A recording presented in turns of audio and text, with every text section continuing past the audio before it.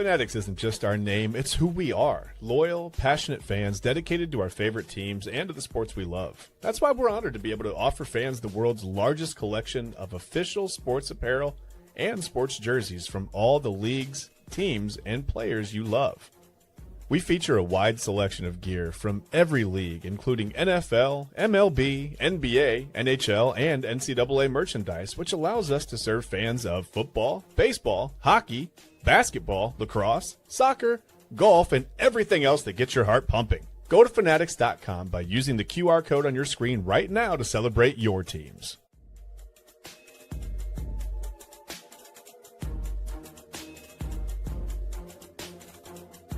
And welcome in, everybody, to another episode of Inside Edge Primetime here on the Inside Edge Network. Chad be on vacation for just a few more days, but I'm Eli Moon, and I'm back, and I'm a little out of the camera shot. My goodness gracious, folks. If you only knew what it took for me in the last few minutes to make sure my hair wasn't on fire, to make sure that I was in my seat. I'm back from Columbus. I was off yesterday. Appreciate Double A and Autumn holding it down, and hopefully you tuned in. A lot of great stuff. I was able to catch a little bit of Midnight Run.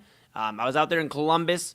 My little brother, he lives out there in Columbus, goes to Ohio State. Very, very proud of him.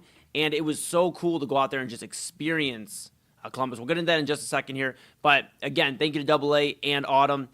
Great time, and I got to hear the interview with Keon Sports' Dom Clary. A real good breakdown. And I'll tell you, for somebody on the other side for once, because usually I'm there producing Double A show at midnight, to be on the other side and just hear it.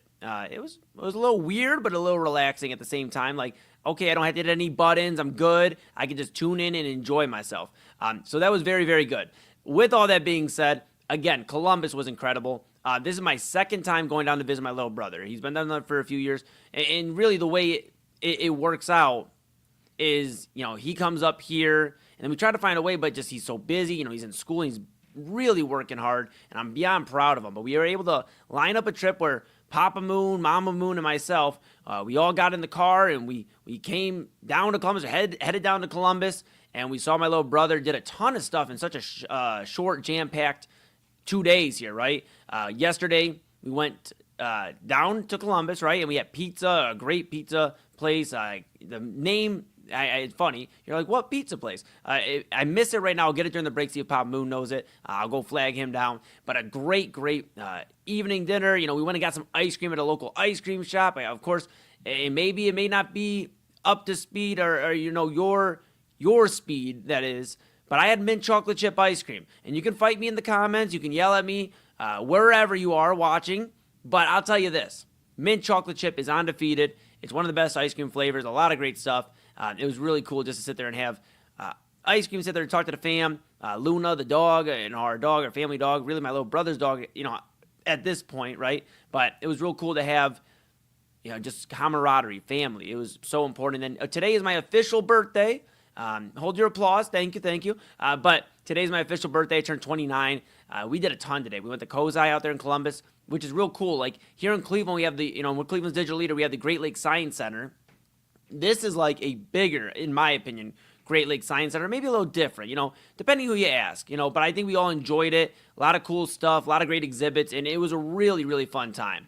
With all that being said, we also came back home. We regrouped for a moment, figured some things out. We stopped at Sheetz, and it was funny because Mama Moon, first off, she had never been inside of Sheetz. My mom has got gas at Sheetz.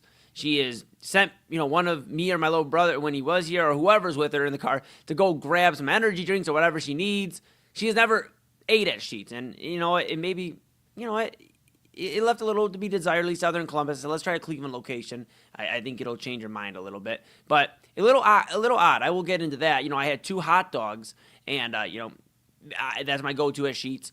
And I asked for, shredded cheese and mustard. And I unwrapped the foil when we got back, just something to hold us over. And the cheese and the mustard were underneath the hot dog. And the hot dog was just chilling. I don't know. But we regrouped. We chilled out. Took care of business. Then we came back outside. And we went and grabbed some dinner. We were going to sit down originally. But we decided on Wario's. And shout out Wario's. My little brother said it is the #1 cheesesteak place in Ohio. I'm doing my fact checking here, but I trust my little brother. And I'll tell you, even if it isn't, it was damn good. I have a little bit left over to eat after the show. We have the Daily Spiral coming up at 11 p.m. I'll be back from Midnight Run. Hopefully I can eat this entire rest of this cheesesteak by Midnight Run. But my goodness, folks, so good.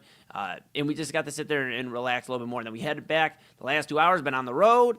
And then I'm back here. I'm in my seat. I'm ready for all of you. And make sure if you haven't been here before, hello. If you've been here before, welcome back.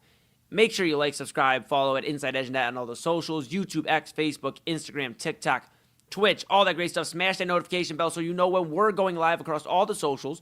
4 daily shows, including, of course, starting off with On Filter with Kyle Cornell, 5 to 6 p.m., Monday through Friday. And then the 3-show, one-stream phenomenon, which is Inside Edge Primetime, typically with Chad B. and myself. Chad Bryan on vacation. He'll be back next week. So excited to have him back and catch up on his time off. Very excited about that. And, of course, that's 10 to 11, Monday through Friday, 11 to 12. We have the Daily Spiral with Autumn Chisholm and rotating co-hosts, AA, myself, and Chad.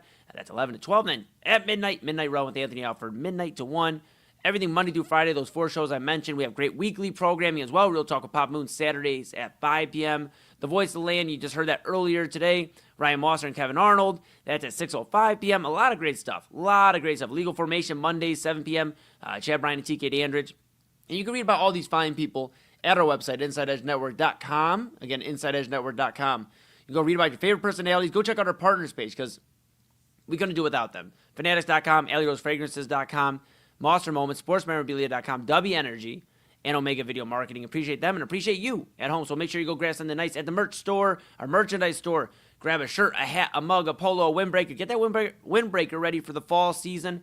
Get it ready. Rep Cleveland's digital leader and your source for sports, entertainment, mental health conversations, news, and everything in between. And make sure you download the Inside Edge Network app on Roku. That's right, we're on Roku. Take us wherever. The baseball game, we could, you could go to Columbus. If you're going to Columbus, take us with you to the disco, out of the state, wherever.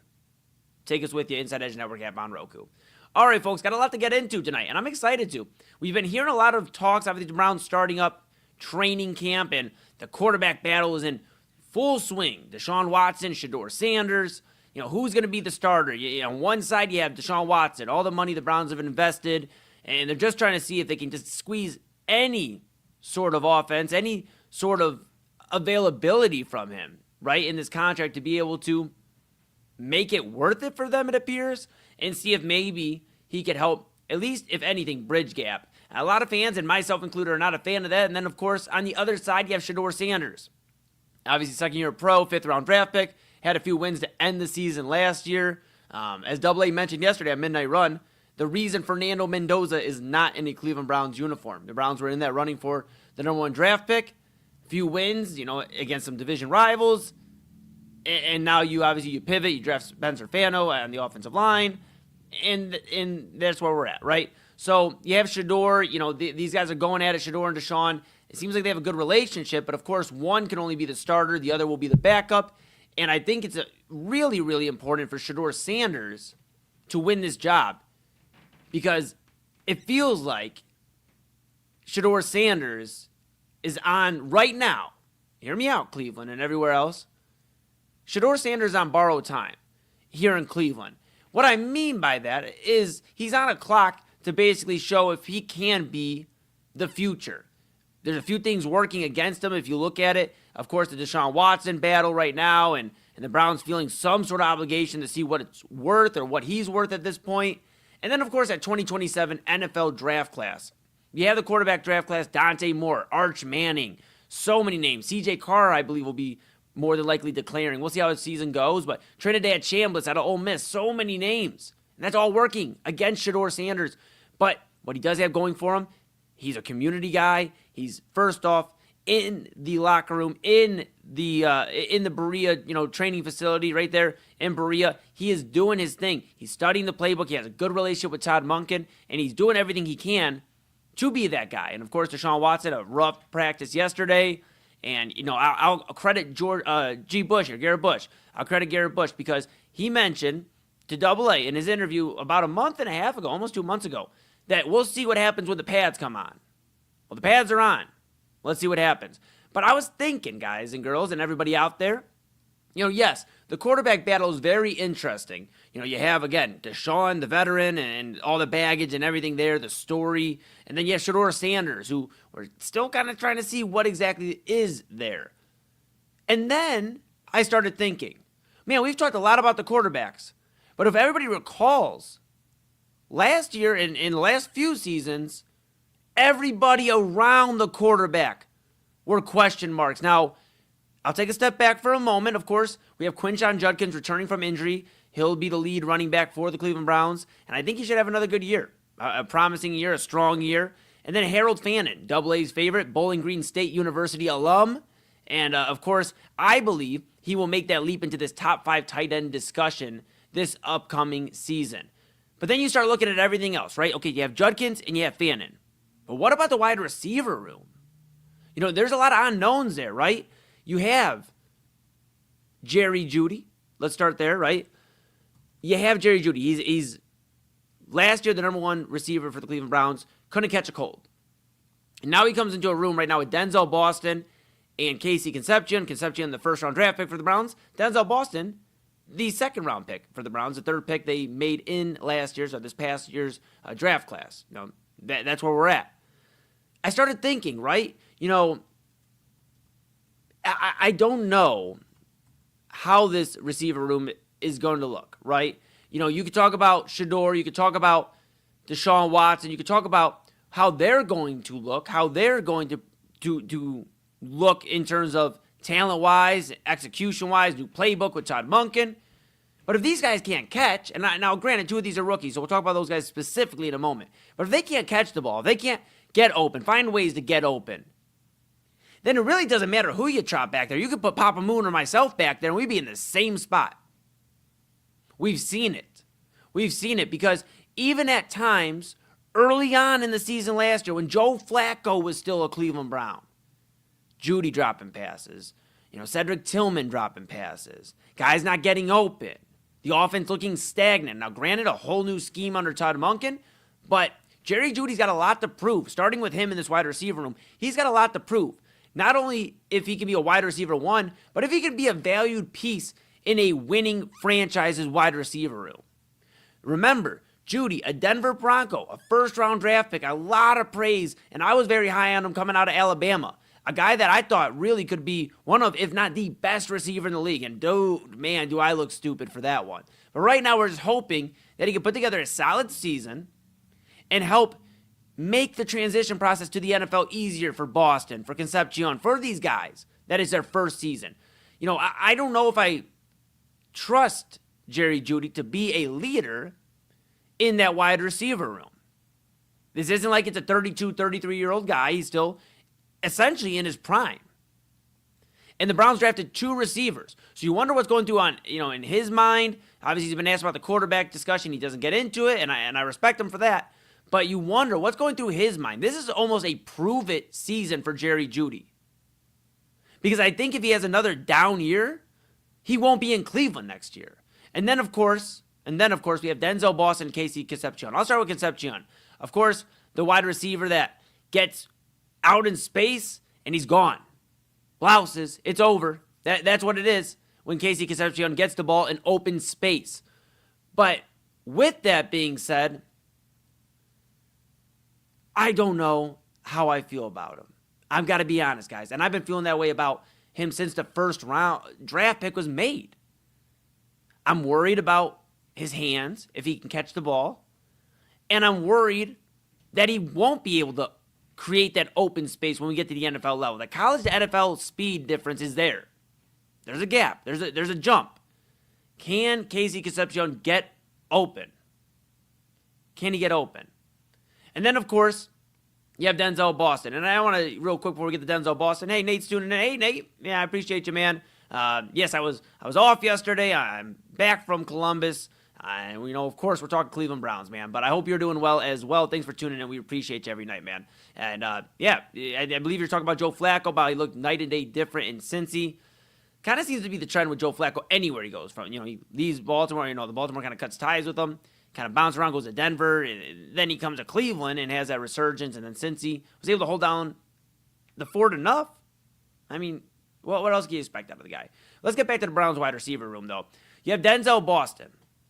And out of all three guys I've mentioned, Concepcion, Judy, and Boston, I feel the best about Denzel Boston. This is a guy who has the size, has the athleticism, can go up and make a play. Even if a play's not there. There's going to be times in the season, let's be honest, every team has those where you're chucking up the ball and just hoping. You've seen the memes? Hey, I hope so-and-so's out there. Insert wide receiver, star wide receiver. You would hope Denzel Boston turns into that guy. I think he has a lot of promise to become that guy.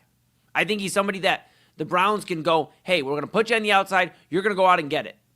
We're going to run post routes. We're going to run go routes. We're going to create opportunities for you. Of course, it's going to also rely on the other guys we mentioned. Concepcion. Is he going to be able to go over the middle, run these little outside routes, these out routes, and create almost a decoy, right? A decoy. Is Jerry Jeudy going to be able to take some pressure off the rookie? I think this could be a big year for Denzel Boston, but I think it also falls a little bit on these other guys as well to work as a unit and use their strengths. I think out of all of them, Jerry Jeudy's the best route runner. I think Concepcion's probably the fastest to get out in space, and Denzel Boston is a dog. A dog. He is a dude that I really believe could be here for the next 10 to 12 years if the Browns are good. It's a big if. We've seen guys come and go. That's the wide receiver room. Of course, we talked tight end, Harold Fannin. I feel really good there. Quinshon Judkins, I feel good there. We'll see about Dylan Sampson. Dylan Sampson's a guy that, I don't know, maybe a goal line back, maybe a change of pace back, but I think the Browns will be looking to add a running back next year, regardless if they have a great season, a bad season, an in-between season. I think they will look to help give a complimentary piece to Quinshon Judkins. I don't know if it's Sampson. We'll see, though. He could always prove me wrong, but at least you have Judkins as that workhorse, that guy that can be a three-down back, can get out of space. So I feel good about running back, feel good about tight end for the most part, at least the starting running back, the starting tight end. The line has a ton of questions, though. And that's another thing. I think when everybody talks about a quarterback, they forget that this is a whole new line. There's no Joel Bitonio. There's no Wyatt Teller. There's no any of these guys. I mean, let's just cut the fluff. It's a whole new line. Spencer Fano, obviously a top 10 draft pick for the Cleveland Browns. He's going to be a versatile guy. They're going to look to use him at left tackle, obviously, but at Utah, he played right tackle because Caleb Lamu, who was also a first-round draft pick, he needed to play the left side of the ball. So, hey, move him over. Fano can do that. That's a good thing to know. And, of course, you saw out, reports, coming out that, hey, Fano's going to split time with DeJuan Jones. DeJuan Jones, I know there's a lot of interesting things said about him in terms of, he had some bright moments and then he couldn't stay healthy and then he got back and then he couldn't play well and he got benched and then he got hurt. So you imagine that it's just really to test Fano and get the rookie ready to earn this job and to push forward coming week one, moving into week one. That's what you'd expect, right? You'd expect competition. We've seen it at almost every position on this offense. Quarterback, in the receiver room we just mentioned, there's definitely some competition going on there. And even at the offensive line position. But this is a fresh new line. Rookies, younger guys, some retreads. You're going to have to see how this cohesion works, how cohesive they are as a unit. Because if they come out and they can't block anybody, if Shador or Deshaun picked your quarterback at this point, can't get more than 2 seconds back there in the backfield, then we're in trouble. Then we're in absolute trouble. Joe Thomas isn't coming to save us. Joel Bitonio isn't coming to save us. Nobody from Brown's past is coming to save us. We don't have those guys anymore. Of course, Jack Conklin, also a guy not here anymore. Just so many things going on with that Browns offensive line. And that makes me wonder because I've heard it and I had some time to think yesterday and I hear the quarterback discussion. I think it's the most important discussion when it comes to this team. I'm not downplaying that. I'm not saying it isn't. But you got to look around this too. And I think we should start looking at who is around whoever the Browns pick at quarterback. Are the receivers going to step up? Are they going to be able to catch the ball and create opportunities where the defense isn't putting 8 in the box because they know the best player and the only player able to get the ball is a guy you can just hand it off to in Judkins? Are they going to be able to protect the quarterback? You wonder these things, right? I had to really get that off my chest because, yes, obviously I want Shedeur Sanders to be the guy. But if the other guys in this wide receiver room, if the line doesn't step up, it's all for naught. And we're probably drafting a quarterback in 2027. So that's how I feel going into, the next few days of training camp, the next few weeks of training camp as we start a preseason. Of course, the Pro Football Hall of Fame game, I believe it's Panthers and Cardinals. Oh, my goodness. Next Saturday. I believe it's next Saturday the 7th or Sunday. Next weekend. That's what we'll say. Oh, my goodness.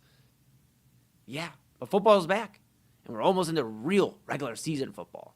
We got a few things we got to take care of in Berea. And we hope the Browns can surprise us, right? That's the big hope, that they can surprise us going into September, October, November. And maybe in December. Yeah, we'll be cold here in Cleveland. But maybe we'll feel some warmth in our hearts because the Browns are playing better than expected. I'm not going to say playoff hunt, just better than what we're expecting. I think there's a lot of low expectations on this Browns team, and honestly, as it should be. Maybe they shock us. Who knows? We've been saying that a few times here in Cleveland, a few more times than I'd like to count. All right. We're off and rolling here. Inside Edge Primetime here on the Inside Edge Network. Chad B on vacation, back next week with us. Got a lot to talk to about Chad B's vacation. I saw some crazy things going on in his vacation. He's been all over the place. Can't wait to talk to him. Can't wait to talk to all you right there at home or wherever you may be when we come back here from a quick pause and a word from a few of our partners. When we come back, I got to talk about these Cavaliers. LeBron's not here. He's not coming here. Of course, you've heard some of the reports about the meeting with the Cavs, and it almost feels like they decided to say, LeBron, thanks, but no thanks. In a way. Of course, both parties kind of seemed like mutually said, it just ain't going to work this time. The Donovan extension, Donovan Mitchell here long term, and now you have some questions. Mario Hezonja's a Cav, but is he a Cav? And what exactly are they doing to benefit this roster moving forward for, again, October and November when basketball starts back up here? A lot to talk about when it comes to those Cleveland Cavaliers. And later on in the show, I'm 29 now. I know that's not old, but I did some reflecting. I'd like to share with you what I have thought about here today on my 29th birthday. So much more to go over here on Inside Edge Primetime here on the Inside Edge Network. We're back right after this. Keon Sports is the leader in Ohio high school athletic coverage in written, print, and video streaming. From the latest news and results and written content to the high school football game of the week every Friday, Keon Sports has you covered. The vision of 15-time published author Vince McKee has become the most trusted site in Ohio high school athletic news. From podcasts to player profiles, Keon Sports is your one stop for all of it. Visit them today at keonsports.com or on YouTube at Keon Sports. Check out their socials on Twitter and Facebook as well. Clean energy, bold flavors, and no jitters. See why people won't shut up about Dubby. Clean energy, no jitters or crash. Whether you're starting your workday or getting ready to exercise, Dubby Energy helps you lock in and focus. With over 15 flavors to choose from, you can't miss. Order Dubby Energy right now by using the QR code on your screen and use the promo code InsideEdge10 to receive 10% off your order. Dubby Energy, your energy-focused sponsor of the Inside Edge Network, Cleveland's digital leader. Discover our collection of body mists made with clean, minimal ingredients. Handcrafted with natural essential oils and clean ingredients, they offer a natural alternative to synthetic fragrances. Perfect for sensitive skin and those seeking clean, mindful self-care, and the perfect gift for you or your special someone. Courtesy of Alley Rose Fragrances. First-time customers, use that promo code InsideEdge20 to receive 20% off your order. AlleyRoseFragrances.com, a proud sponsor of the Inside Edge Network, Cleveland's digital leader. Whether searching for a baseball autographed by your favorite World Series slugger, a signed football by an iconic Hall of Famer, or the jersey of a world-famous soccer star, you've come to the right place. Here at SportsMemorabilia.com, the web's leading source of authentic sports memorabilia, you'll find more than 500,000 authentic products from nearly every professional sports league, team, and players. Not only will you find your next prized sports possession with ease thanks to superb customer service and tremendous site experience, you'll have the satisfaction and peace of mind that every product listed comes complete with a certificate of authenticity and is fully backed by the SportsMemorabilia.com lifetime authenticity guarantee. Go to SportsMemorabilia.com by using the QR code on your screen right now. SportsMemorabilia.com, a proud sponsor of the Inside Edge Podcast Network, Cleveland's digital leader. Find us on InsideEdgeNetwork.com for the latest information on your favorite shows, personalities, and network partners. Plus, guess what? We have a merch shop. That's right, we have network polos, t-shirts, champion jackets, hats, and bottles. Rep the network. Every purchase supports independent sports and entertainment media. Use the QR code on your screen right now to check out InsideEdgeNetwork.com. That's InsideEdgeNetwork.com.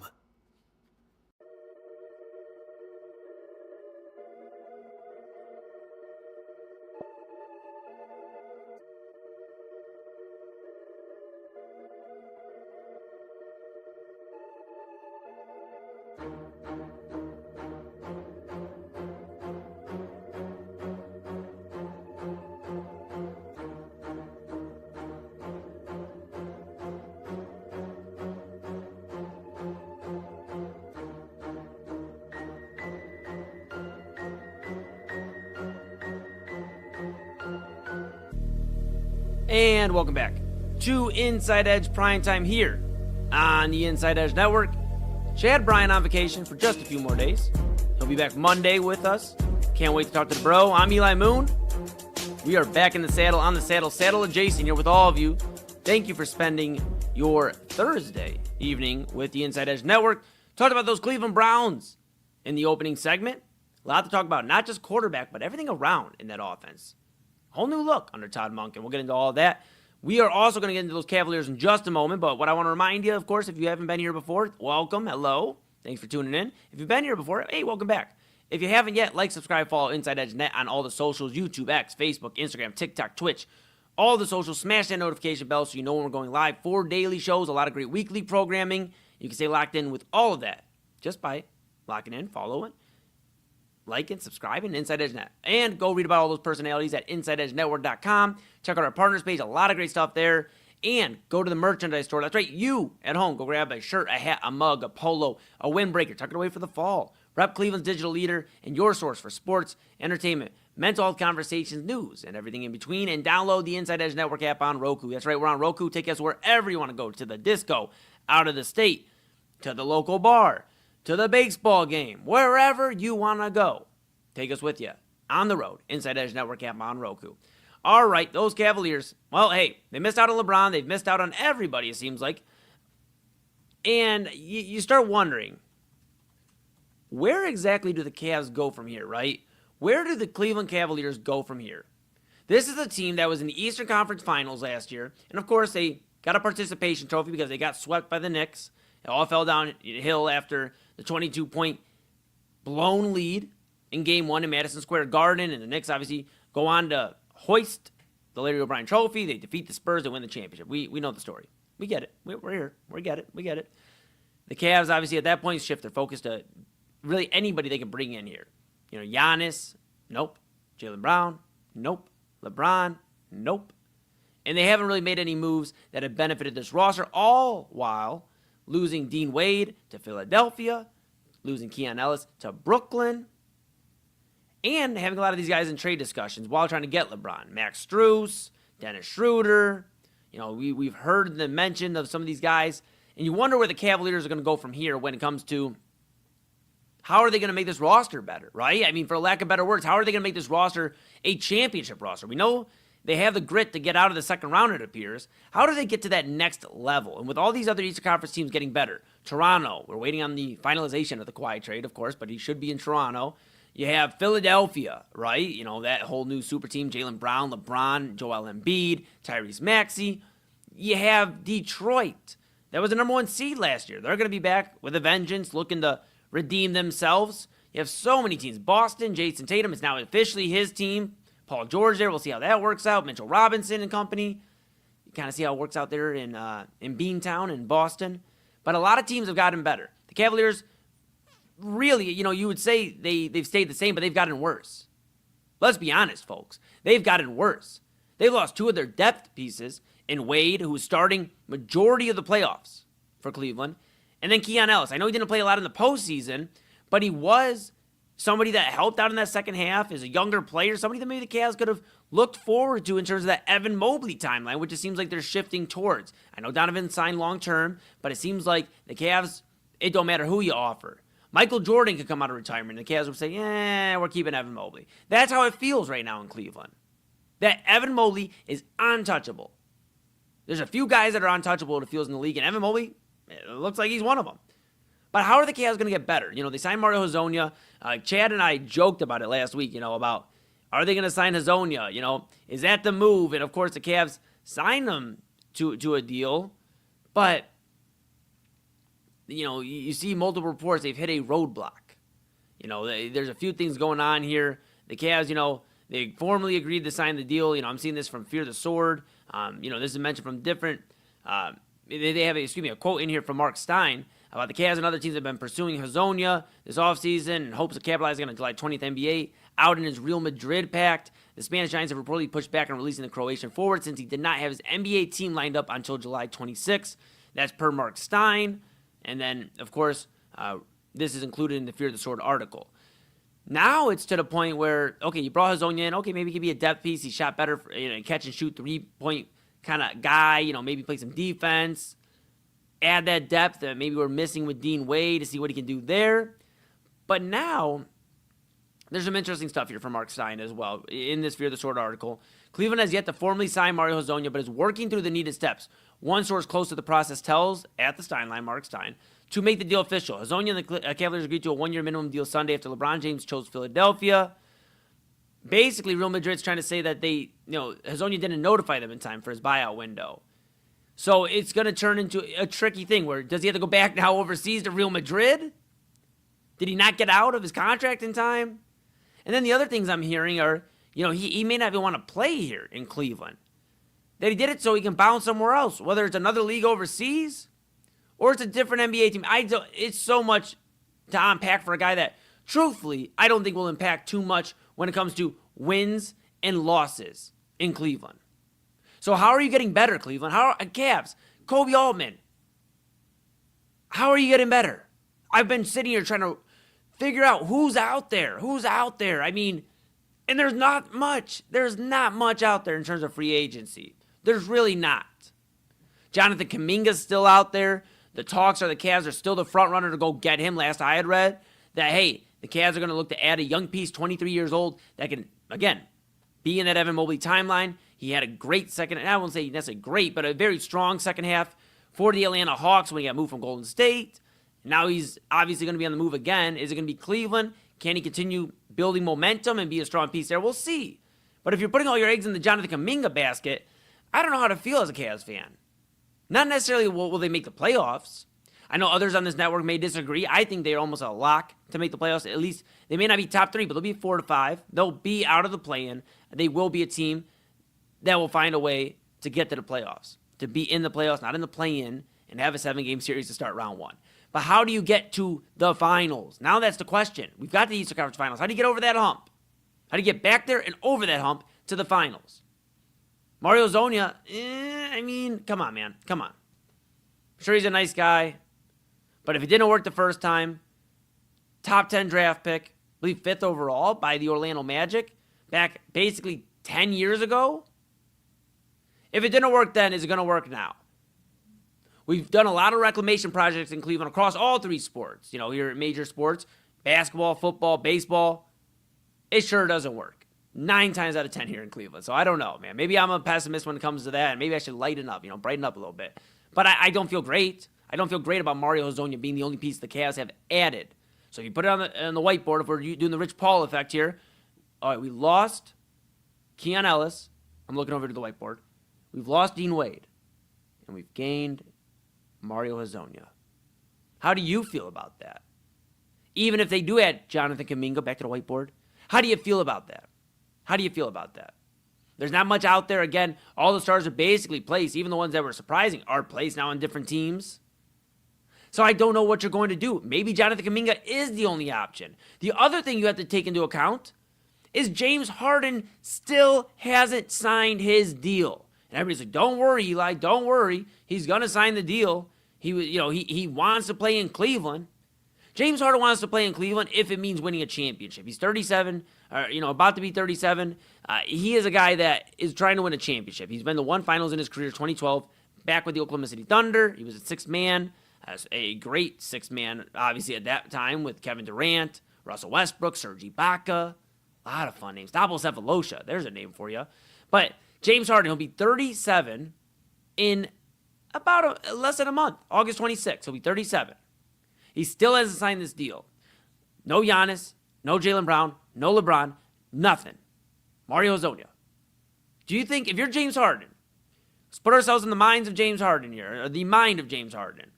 A guy that has already switched multiple teams, even when it seems like, just wait it out, see what happens. Like, there's been situations, just try to figure it out. He's been here half a season. He does not care. Let me be clear. He does not care what the Cavaliers have given up. He doesn't care that you gave up Darius Garland, that we've given up Darius Garland, one of the core four members. And I know I was obviously mentioning that we should move off him last year, the year before even, but the injuries and all that. But you still gave up a young piece to go get James Harden. He doesn't care that you did that. He doesn't. If the money and the situation doesn't make sense, he's out of here. I said 85 to 15% that he's a Cavalier last week. This week I will decrease my odds. I feel it is now 80% he is a Cavalier, 20% he will not be. Not a crazy drop or, however you look at it, but it is a drop. It's a change. I'm not feeling as great as I did when he originally said he's just going to take a team-friendly deal and let the Cavs bring in stars. There's no real stars to really sign anymore, or bring in, trade for, make the money work. Why hasn't he signed? What exactly could they be talking about? There should be okay, we didn't get LeBron. All right, Harden, here's your deal. Boom. We haven't done that. The Cavs haven't done that. So you start wondering, okay, so what happens if they do lose James Harden? Has anybody thought of that? What happens if the Cavaliers lose James Harden? I know. Goodbye. Good riddance. Good riddance. But, folks, I think we failed to miss the point that then the Cavaliers are down to a core three, Donovan Mitchell, Jared Allen, Evan Mobley, and a bunch of question marks. James Harden won't be in the starting lineup, so you have to elevate somebody. Jalen Tyson probably would be that guy, Jalen Tyson, and then, you look to put maybe Dennis Schroeder in that point guard position. Those fill the starting five, but then you're taking away from your depth because you let Dean Wade and Keon Ellis walk. Do you see what I'm talking about? The Cavs have waited so long to try to find the right move that they wrong moved their way out of everything. Everything. Mario Hezonja. That's what we have to show for it right now. And I see the murals going around in Cleveland of the new king in town. Let's slow our roll. Let's see if he's here, first off, by the start of the season. Let's see then if he's here by the end of the season. All right, we're going to have to do a new mural here, wherever that's at. I can't think of the exact location. I know it's in Cleveland. Let's slow our roll on Mario Hezonja. Let's slow our roll on what this Cavs team will look like in terms of championship. Because I mentioned they will be a playoff team. I still think, regardless of what happens the rest of the offseason and everything else, they will be a 4 or 5 seed at worst. They will be positioned to play a 7-game first-round series. They're not going to have to sweat it out in a play-in game or 2 play-in games. But are they championship material? Are they championship material? How do they stack up against the teams we mentioned? Toronto, Boston, Philadelphia, Detroit, even Indiana, getting Tyrese Halliburton back, Ivica Zubac's there, Pascal Siakam. They're going to be a problem. Washington. We have to talk about Washington. I know it sounds crazy to talk about the Wizards in 2026, but Anthony Davis, they didn't move him. He's going to play there. Trae Young, he's locked in there. He just signed a new deal, a max contract, I believe, with the Washington Wizards. AJ DeBanza, the number 1 overall draft pick. Washington's going to be a little bit of a menace, and then we'll see how teams like Orlando regroup and things like that. Okay, the Eastern Conference is going to be tough. The Cavs should be able to find their way to a top 5 seed. But can they beat those teams I've mentioned? Really the first 3. Philadelphia, Toronto, and Detroit. I think Boston, the Cavs may match up decently well this year against them because losing Jaylen Brown is going to make an impact. And Paul George, not only does he disappear in moments, he may not even be available to play. So there's that as well. But how do these Cavaliers stack up against those teams? And right now, if you were to ask me, Eli, how do they win a 7-game series in the Eastern Conference Finals against any of those teams you just mentioned? My answer is no. A definitive no. This is over in 5 games, maybe 6 if we can get another win out of the series type of no. And the Cavs played themselves. They played themselves. I know the discussion in AA will probably get into more later on tonight. We discussed, throughout the last few days about, the meeting the Cavs had and the only team, they were the only team to meet with LeBron. I believe Per Shams Charania of ESPN mentioned that, reported that. And they said, okay, we're good. We're not going to do this. But if you knew that when you met, 2 weeks ago, why weren't your asses on fire to go improve this roster? You didn't. You sat here and did nothing. Nada. Nothing. Absolutely nothing. Close your eyes, Cleveland. That's what the Cavaliers have done. All due respect to Mr. Hezonja. Do they bring in Jonathan Kuminga? Sure. What does that look like for the Cavaliers? I don't know. Not at this point. If that's the only other move they make, we got some answers to start talking about, or some questions to start answering, rather, about these Cavaliers come October, come November, December. They played themselves right now, folks, and it's sad. I love the Cavaliers. I'm a Cleveland guy, obviously. We're Cleveland's digital leader, but I get frustrated when teams rest on their laurels, want to run it back. It's the same reason I get frustrated with the Cleveland Guardians, because they are so talented. They're one of the better teams in the AL most years, but they never want to absolutely go for it all since 2016 when they went out and got Andrew Miller. They're trying to get Jonathan Lucroy, and he played funny business, so whatever. He'd say where he was and whatever. But they went out and made moves. They haven't done that since in 10 years. And the Cavs pulled the Cleveland Guardians this offseason, and they played themselves. So you can have fun. You can get into the playoffs and see how it happens and just roll the dice and hope it works. That usually doesn't work out for teams. It doesn't. Truthfully honest with you, it doesn't work out. At least not most times. And in Cleveland, where everything, is earned, not given, we've heard somebody say that before. They're going to have to get their sweat on. Yeah, they're going to have to get their sweat on, and they're going to have to work extremely hard to come up with ways to eliminate their deficiencies. It's now depth. It's now still not having a true wing that can play both sides, offense and defense. It can impact the floor both ways. A lot of questions. I don't have the answers right now, guys. I don't have the answer. I'm going to figure them out. We'll figure them out together. But the Cavs have to answer them first. About whatever they decide to do the rest of this offseason. Oh, my goodness, I'm so frustrated. Oh, I'm so frustrated. I don't ever get frustrated like this. But goodness, I'm so mad because I saw it coming, and Chad said he saw it coming. They're going to run it back. I said, no, dude. No, they're not, bro. No, they're not, bro. We spent many phone calls. I talk to Chad every day. They're going to run it back. And please. He's like, I don't want them to, but they're going to run it back. Don't run it back, please. And here we are. And you're not running it back. For everything I've mentioned. Losing the depth. Having guys questioning if they're going to be here long term because of being in trade discussions and rumors and all that. I don't know. Wish I had a better answer for you. But damn, Chad. I know you're on vacation, but if you're listening, my bro, you were right. I know neither one of us are happy about that, but you were right. Where do the Cavs go from here? We'll figure it out together. We're going to take a quick pause here on Inside Edge Primetime. When we come back, I did turn 29 today. I have a few more hours. Oh, my goodness. I have an hour and 14 minutes left of my birthday. And I want to reflect with all of you into the last hour here. At the top of the hour, 11 o'clock, Daily Spiral with Autumn Chisholm and Double Anthony Alford joining her tonight. A lot of great stuff. Love Island news and a whole lot more. A lot of stuff going on there. I want to talk about what I've kind of, we do what we've learned this weekend on Main Event. I'm going to talk about what I've learned on my 29th birthday today.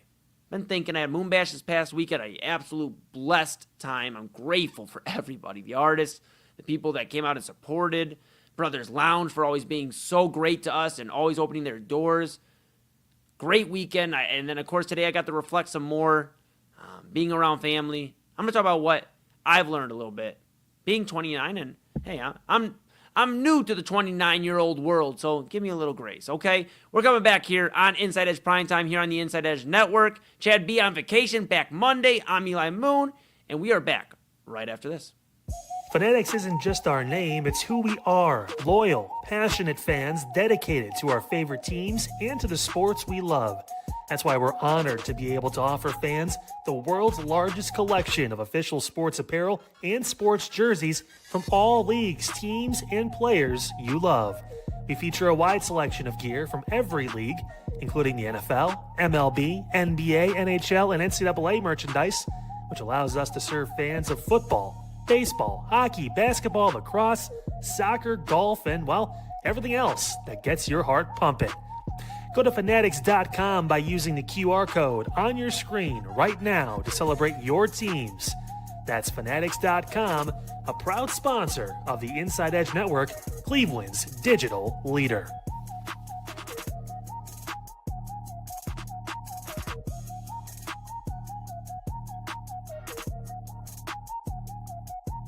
Small business owners are superheroes, but nowadays running your business means doing so inside your shop and on social media. That's why you should make Omega Video Marketing your sidekick. With a decade of content creation experience, I create dynamic, informative, and fun videos for your specific social needs that will increase brand awareness, get you more followers, and keep your social pages and websites current and fresh. I offer flexible pricing and turn times and will work with you to understand your brand and your story.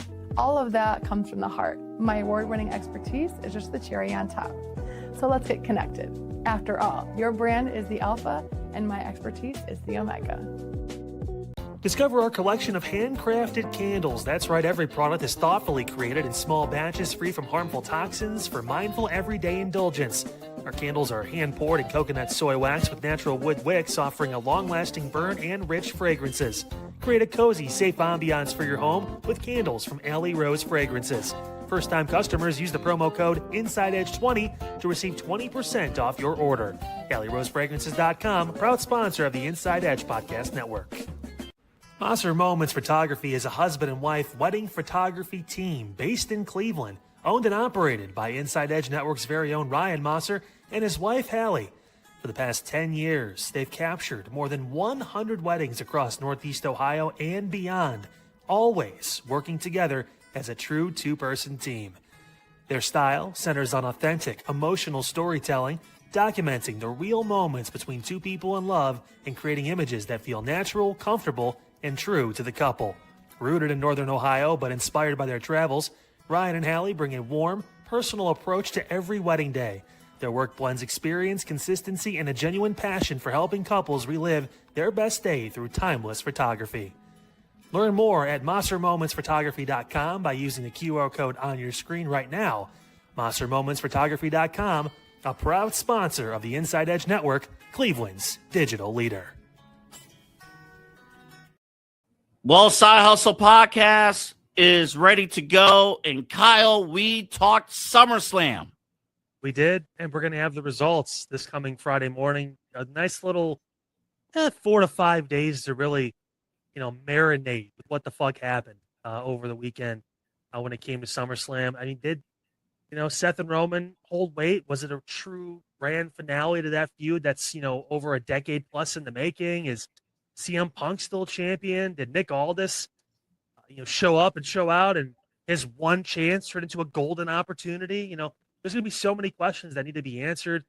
Plus, Evander had some interesting things that we were going to talk about too when it comes to just overall lists and things. We haven't done lists in a long time on this program. I think it's been months and months and months. So we'll throw one of those at your guys' way too. This coming up. Yeah, we cannot wait. The Side Hustle Wrestling Podcast, only here on the Inside Edge Network.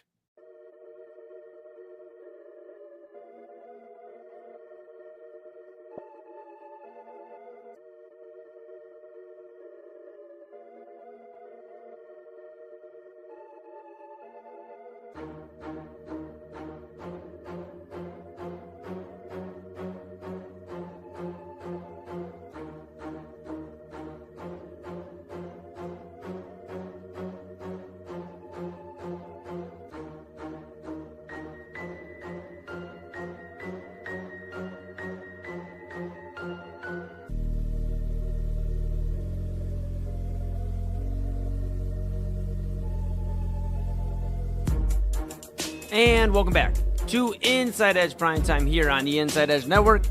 Chad B on vacation till Monday. Just one more day, folks. Don't worry. One more show day, and he's back. I'm Eli Moon. We're back in the saddle on the saddle adjacent here on Inside Edge Primetime.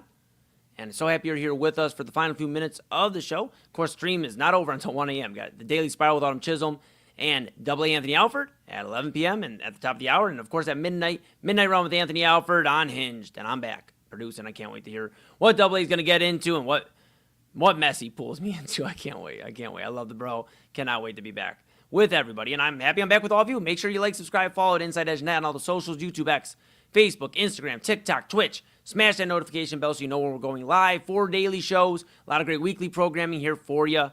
And, of course, you can read about all those great personalities, all of these fantastic people I work with at InsideEdgeNetwork.com. Go to our partners page. Cannot do without them. And the merchandise store. Go grab something nice. That's you. I'm pointing at you. Go grab something. A shirt, a hat, a mug, a polo, a windbreaker. All the great stuff. Rep Cleveland's digital leader, your source for sports, entertainment, mental health conversations, news, and everything in between. And download the Inside Edge Network app on Roku. That's right, we're on Roku. Take us on the go, wherever you want, with the Inside Edge Network app on, you heard it, Roku. All right. Whew, man. I'll tell you, I woke up this morning. I had to put some grease on the knees. They were creaking, and my shoulders were hurting, and I turned 29 today. All jokes aside, I turned 29. I feel great. I feel blessed to live another year here, start my 29th year here with all of you, with all my bros, my family, the community. And man, it's, I'll be honest with you, and I'm so honest. We're big on mental health here. There was a time I didn't really picture 29, and I know that's a young age. I'm sure there's somebody out there listening like, dude, I'm 52. Shut up.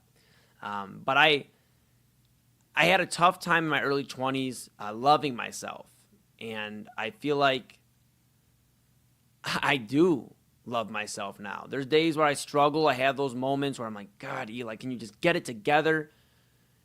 But I think through all the highs and the lows, I've found a way to love myself, and I didn't at my early 20s. Here at 29, I may be a little goofy at times and may talk fast and may drink way too much Dr. Pepper, but I think I have found a way to love myself at 29. Now, granted, we're just getting settled in. Like, I'm in the batter's box, and this is the start of the year, and I think it's gonna be a blessed year.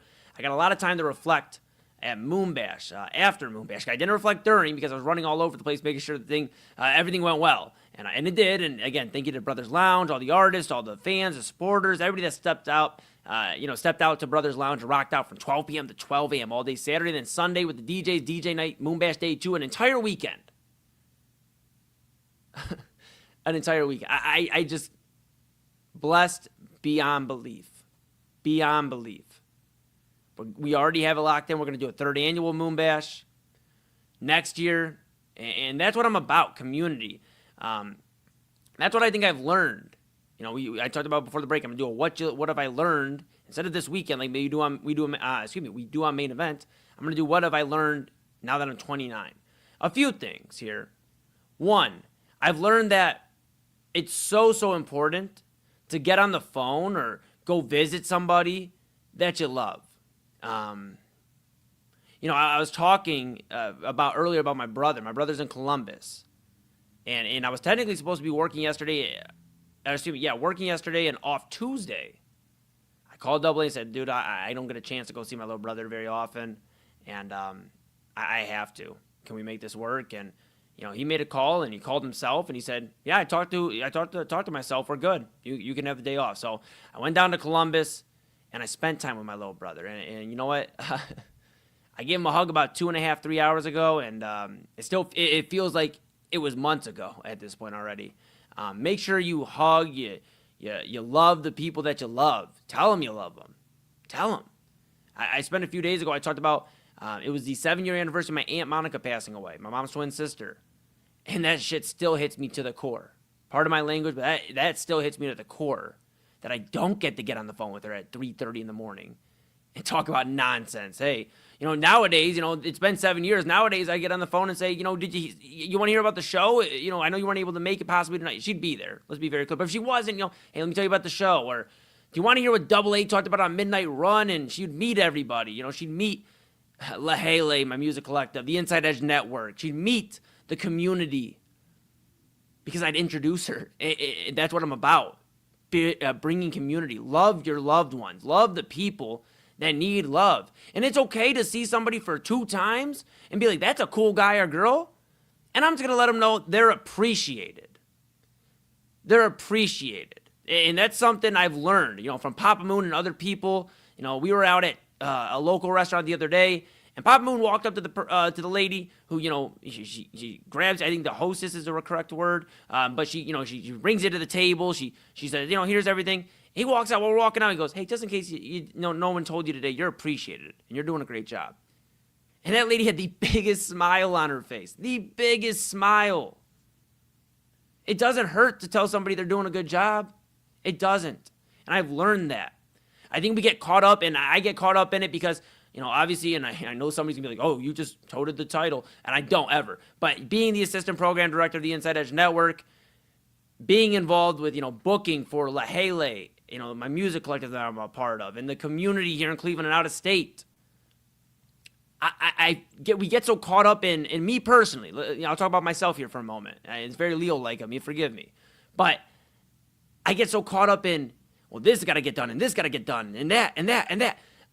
Even during the breaks, I'm still finding ways. I'm still learning. I haven't figured it all out. I'm going through and figuring out what works, what I got to do. But you know what I do?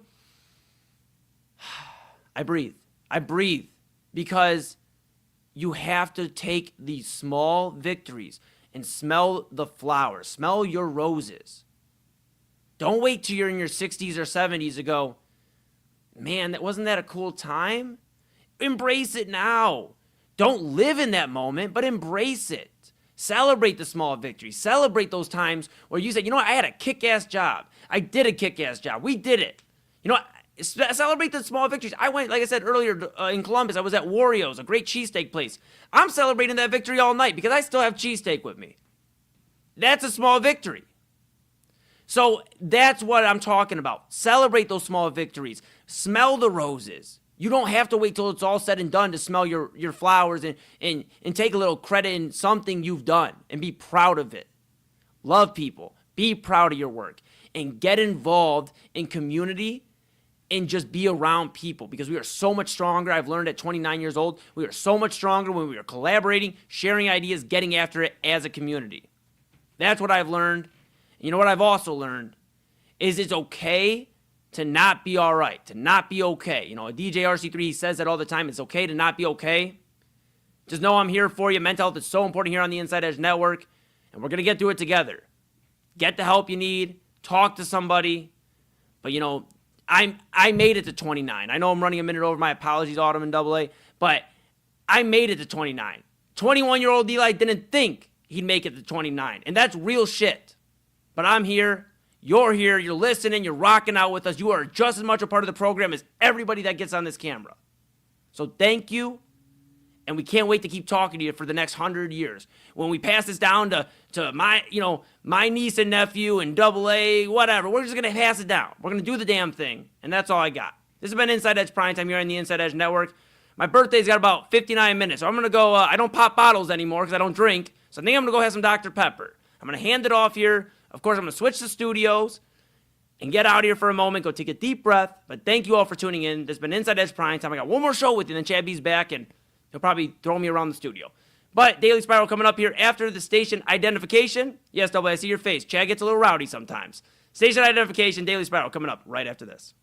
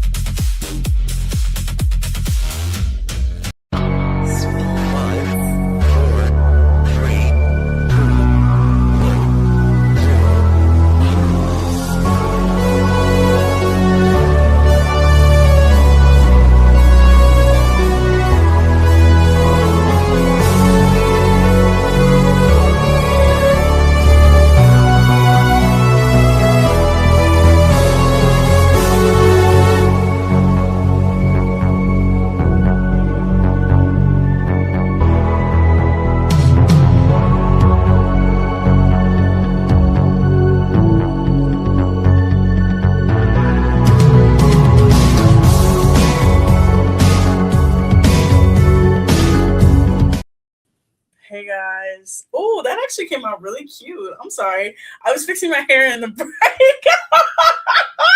And I was like trying to figure out if that was, oh, that's really cute. Not even gonna lie. All right, I did a good job. Hi, Double A. Hi, Autumn. You know, I wish we could show our prep like the final minute or two before we come on the air. My facing your face as Eli is waxing poetic. What's going on? I'm like, this is the second time this week that I popped on, and he's like in a midlife crisis. I'm like, is everything okay? No, it's good. It's all good. My machine over here was breaking down, so I was a little worried. I was a little worried about how the beginning of the show was gonna go. I was ready to tell him like, I'm a little worried. It's okay though. It's okay. Great day. It felt like I'm gonna be honest, Autumn. I ate terribly today. Like terribly. I got some chocolate chip cookies from the store down the street. Oh my God! You know who I ate it all. That I'm sorry. I'm gonna put you on to Meyer. Meyer's chocolate chip cookies are the best chocolate chip cookies you will ever have from a store. Yeah, it's a little out of my way, but yeah, I'll now. Do you like just regular chocolate chip or chewy or? Give me straight up chocolate chip. Okay, I see. My problem is I do chewy chocolate chip, and it's just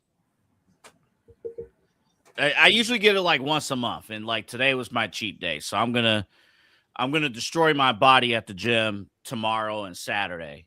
So today was my off day from the gym, so I'm gonna pay the price tomorrow and Saturday. I'm so sorry. I had to burp. I'm so sorry. I apologize.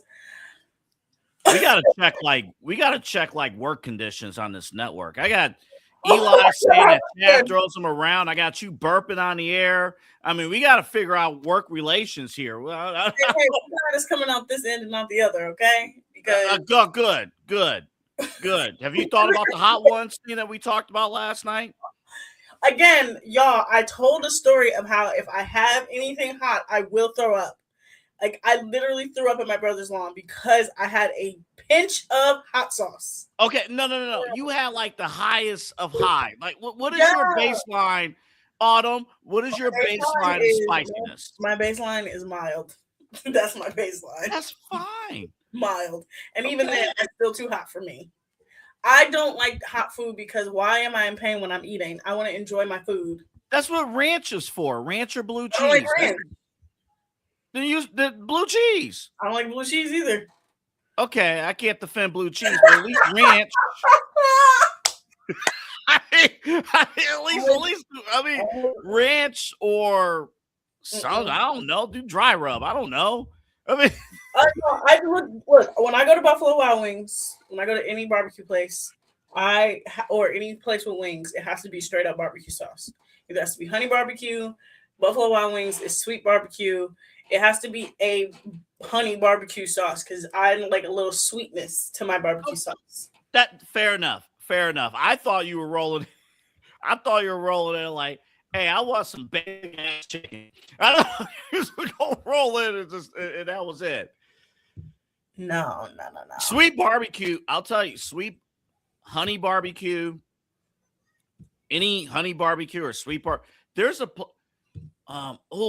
was you at our very first network meeting way back in September of last year, Scorchers? I don't think you were. No, because you randomly just texted me. Y'all, do y'all want to understand how I got on this network? Double A randomly texted me out of the blue. I haven't heard from Double A at this point in like years, okay? We've talked here and there, but I have not heard from him in years. He just randomly texted me. He's like, hey, starting a network. I know you probably haven't done this in a while. Would you like to send me a concept of a show? I'm like, huh? I'm like, okay. No, because so I had a vision. Mm-hmm. I wanted on this network an all-female sports talk / pop culture show. Mm-hmm.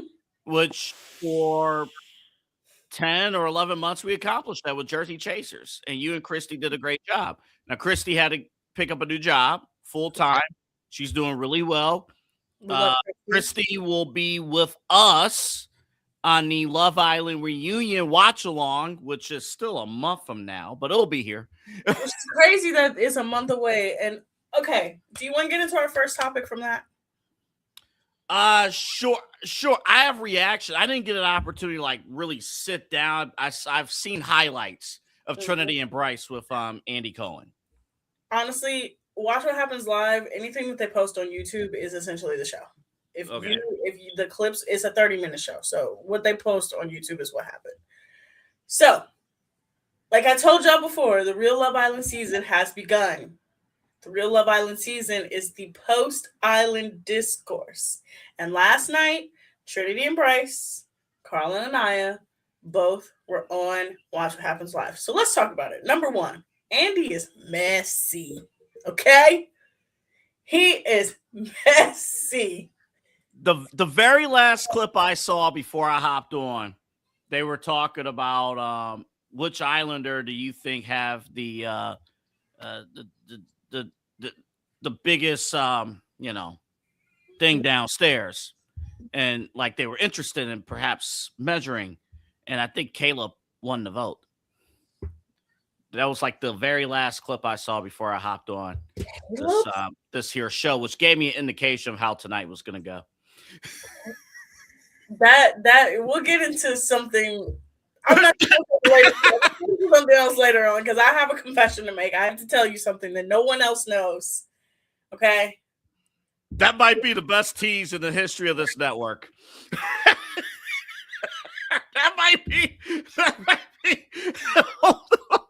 Ladies and gentlemen, stay tuned. That might be the best tease ever. Oh man, I can't wait. You can save that for 11:59. I don't care. Guys, I might just get up and walk away because okay, so let's get into the highlights. So number one, they all did a shot from the shot ski. That's something that Andy does with everybody. Trinity and Anaya looked at each other like, girl, this is rubbing alcohol. The questions were interesting. I will say this. A lot of the questions were definitely focused on Anaya. For some reason, every single season, the girl who comes in second place, or the couple who is or the girl who's the most polarizing, gets all these crazy questions. So Anaya did mention she wanted to talk to TT. She was like, I saw her after Sun, and she was like, I was really confused on why she said she wouldn't be friends with us, which we all said the same thing. Then I think the most interesting part of the show was what Trinity talked about on the after show. So Watch What Happens Live has a main show, and then they have like a 5-minute after show, which they post on YouTube, right? And somebody in Andy's staff asked Trinity, like, who from the cast do you think has like the most to answer for at the reunion? Mm-hmm. And Trinity said, I don't have a problem with anybody. She's like, the only person I think who has the most to answer for is Soul, because she was like, I don't understand why she talked about my couple. She was like, I was cool with her. I was fine with her in the villa. So she's pretty much the only one. And then, so that was like the main drama.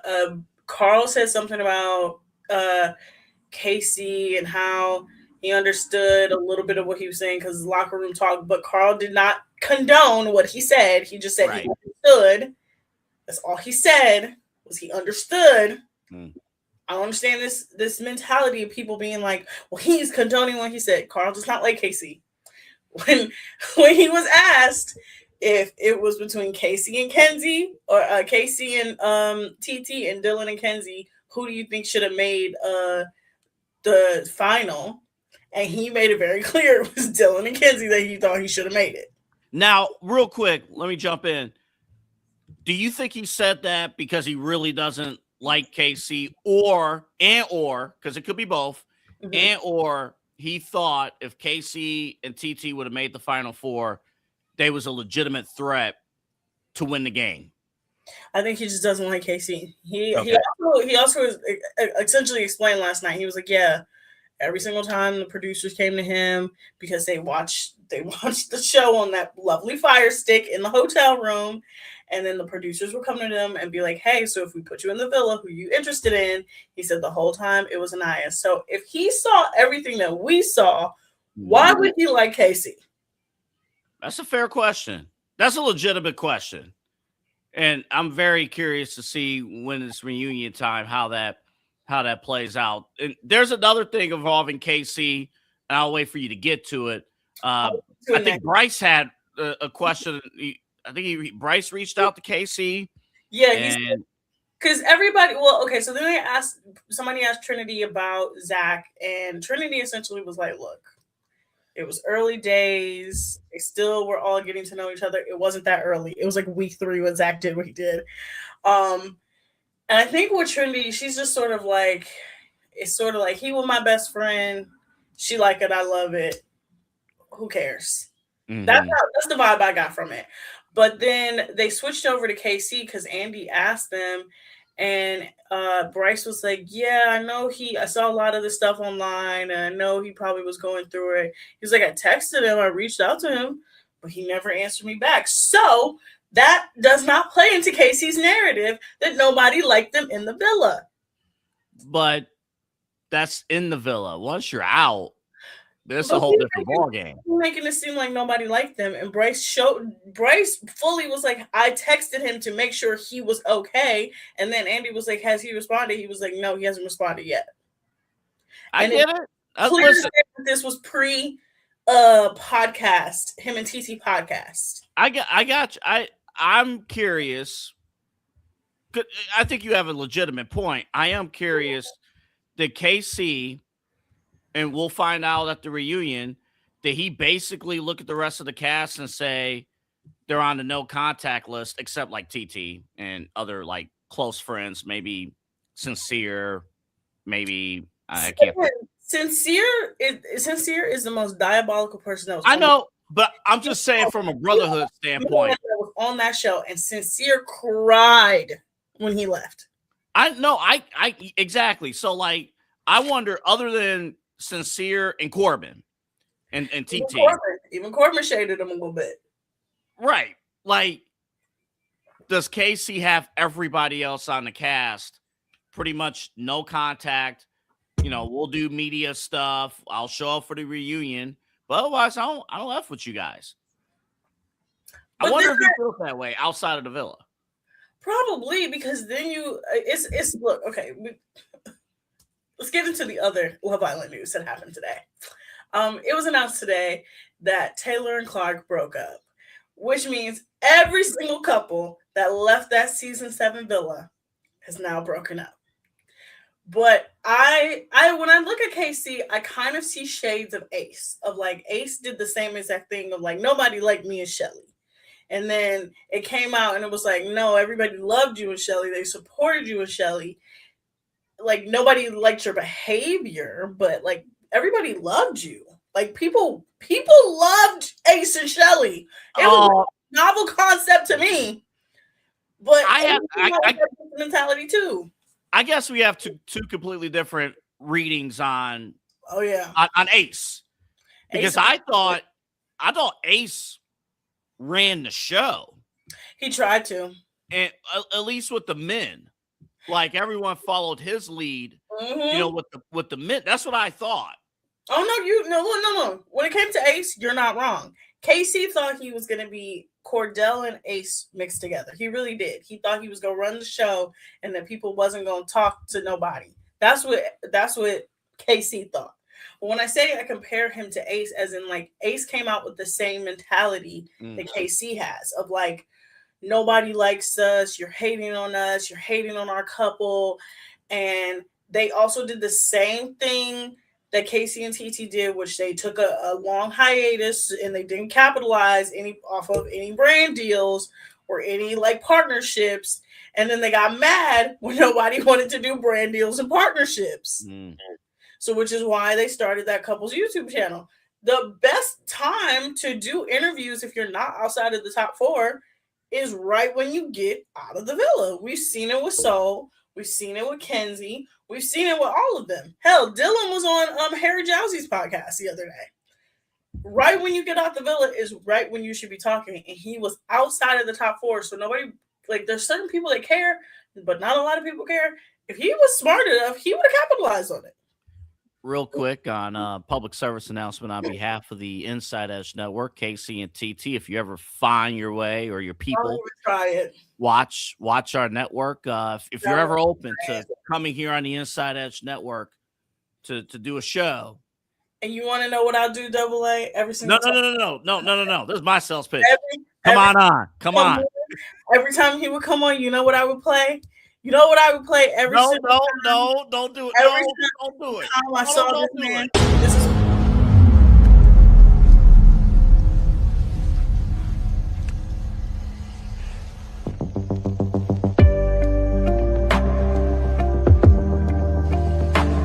That shit empty.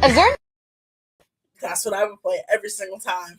The name of the show would be That Shit Empty. Or Empty Door. Empty Door. Empty spaces. Empty spaces. When we come back, no plants. AA, I have a confession. I have a confession to make. And when we come back, I will talk about it. I will tell you, I have some new developments. Because I asked in the chat, did they listen to the show yesterday? 2 people said, one person said they did. 2 people didn't because they would know part of this information. Yeah, they would know to be very worried about this next segment. When we come back, we will get into my confession. All right? These are my confessions. We'll be back here. Today. Shout out to Usher. Shout out to you. Don't be jumping at my girlfriend during your concerts. Don't strip naked in front of my girlfriend. No. When I have one. I don't have one, but don't do it. We'll be back here on Inside Edge Network. No Usher Chris Brown concert in my premise. Absolutely not. Sports is the leader in Ohio high school athletic coverage in written, print, and video streaming. From the latest news and results and written content to the high school football game of the week every Friday, Keon Sports has you covered. The vision of 15-time published author Vince McKee has become the most trusted site in Ohio high school athletic news.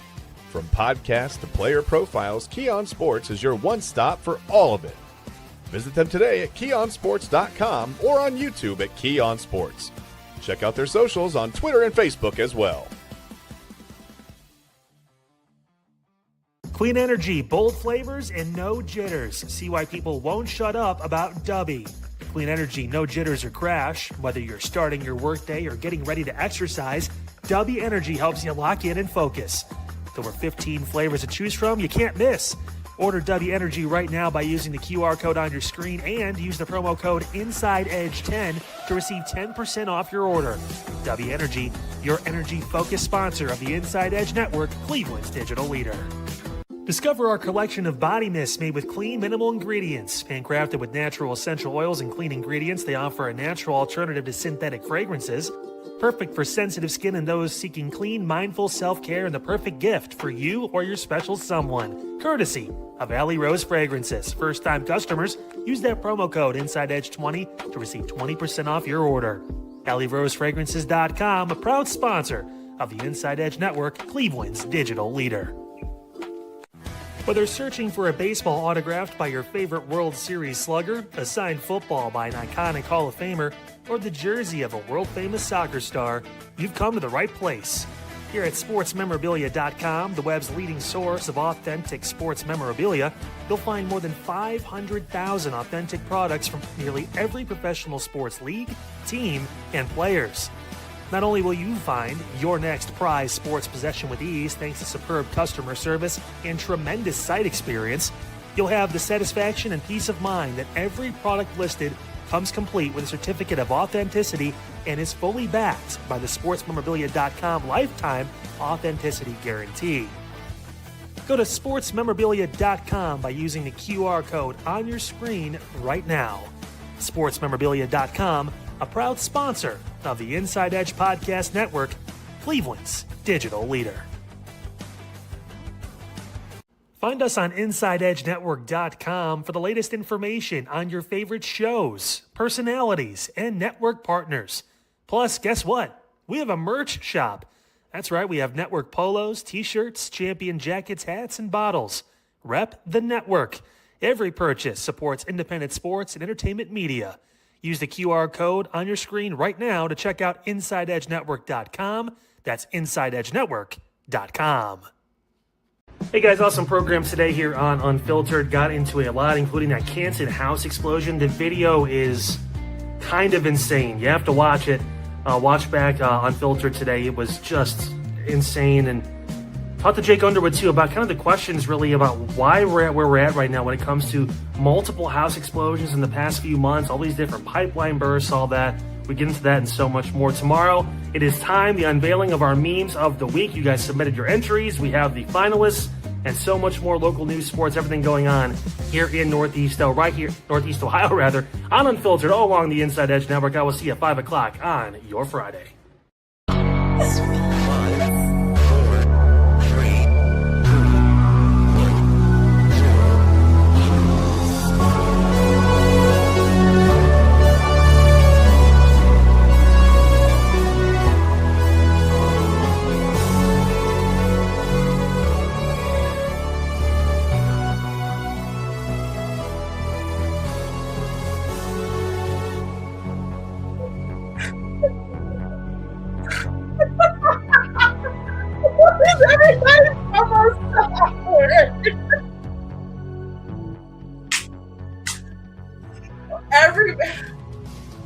Everybody's on this network's promos are so awkward, and it makes me laugh so hard. Eli, I told you during the break, I need you on screen for this one.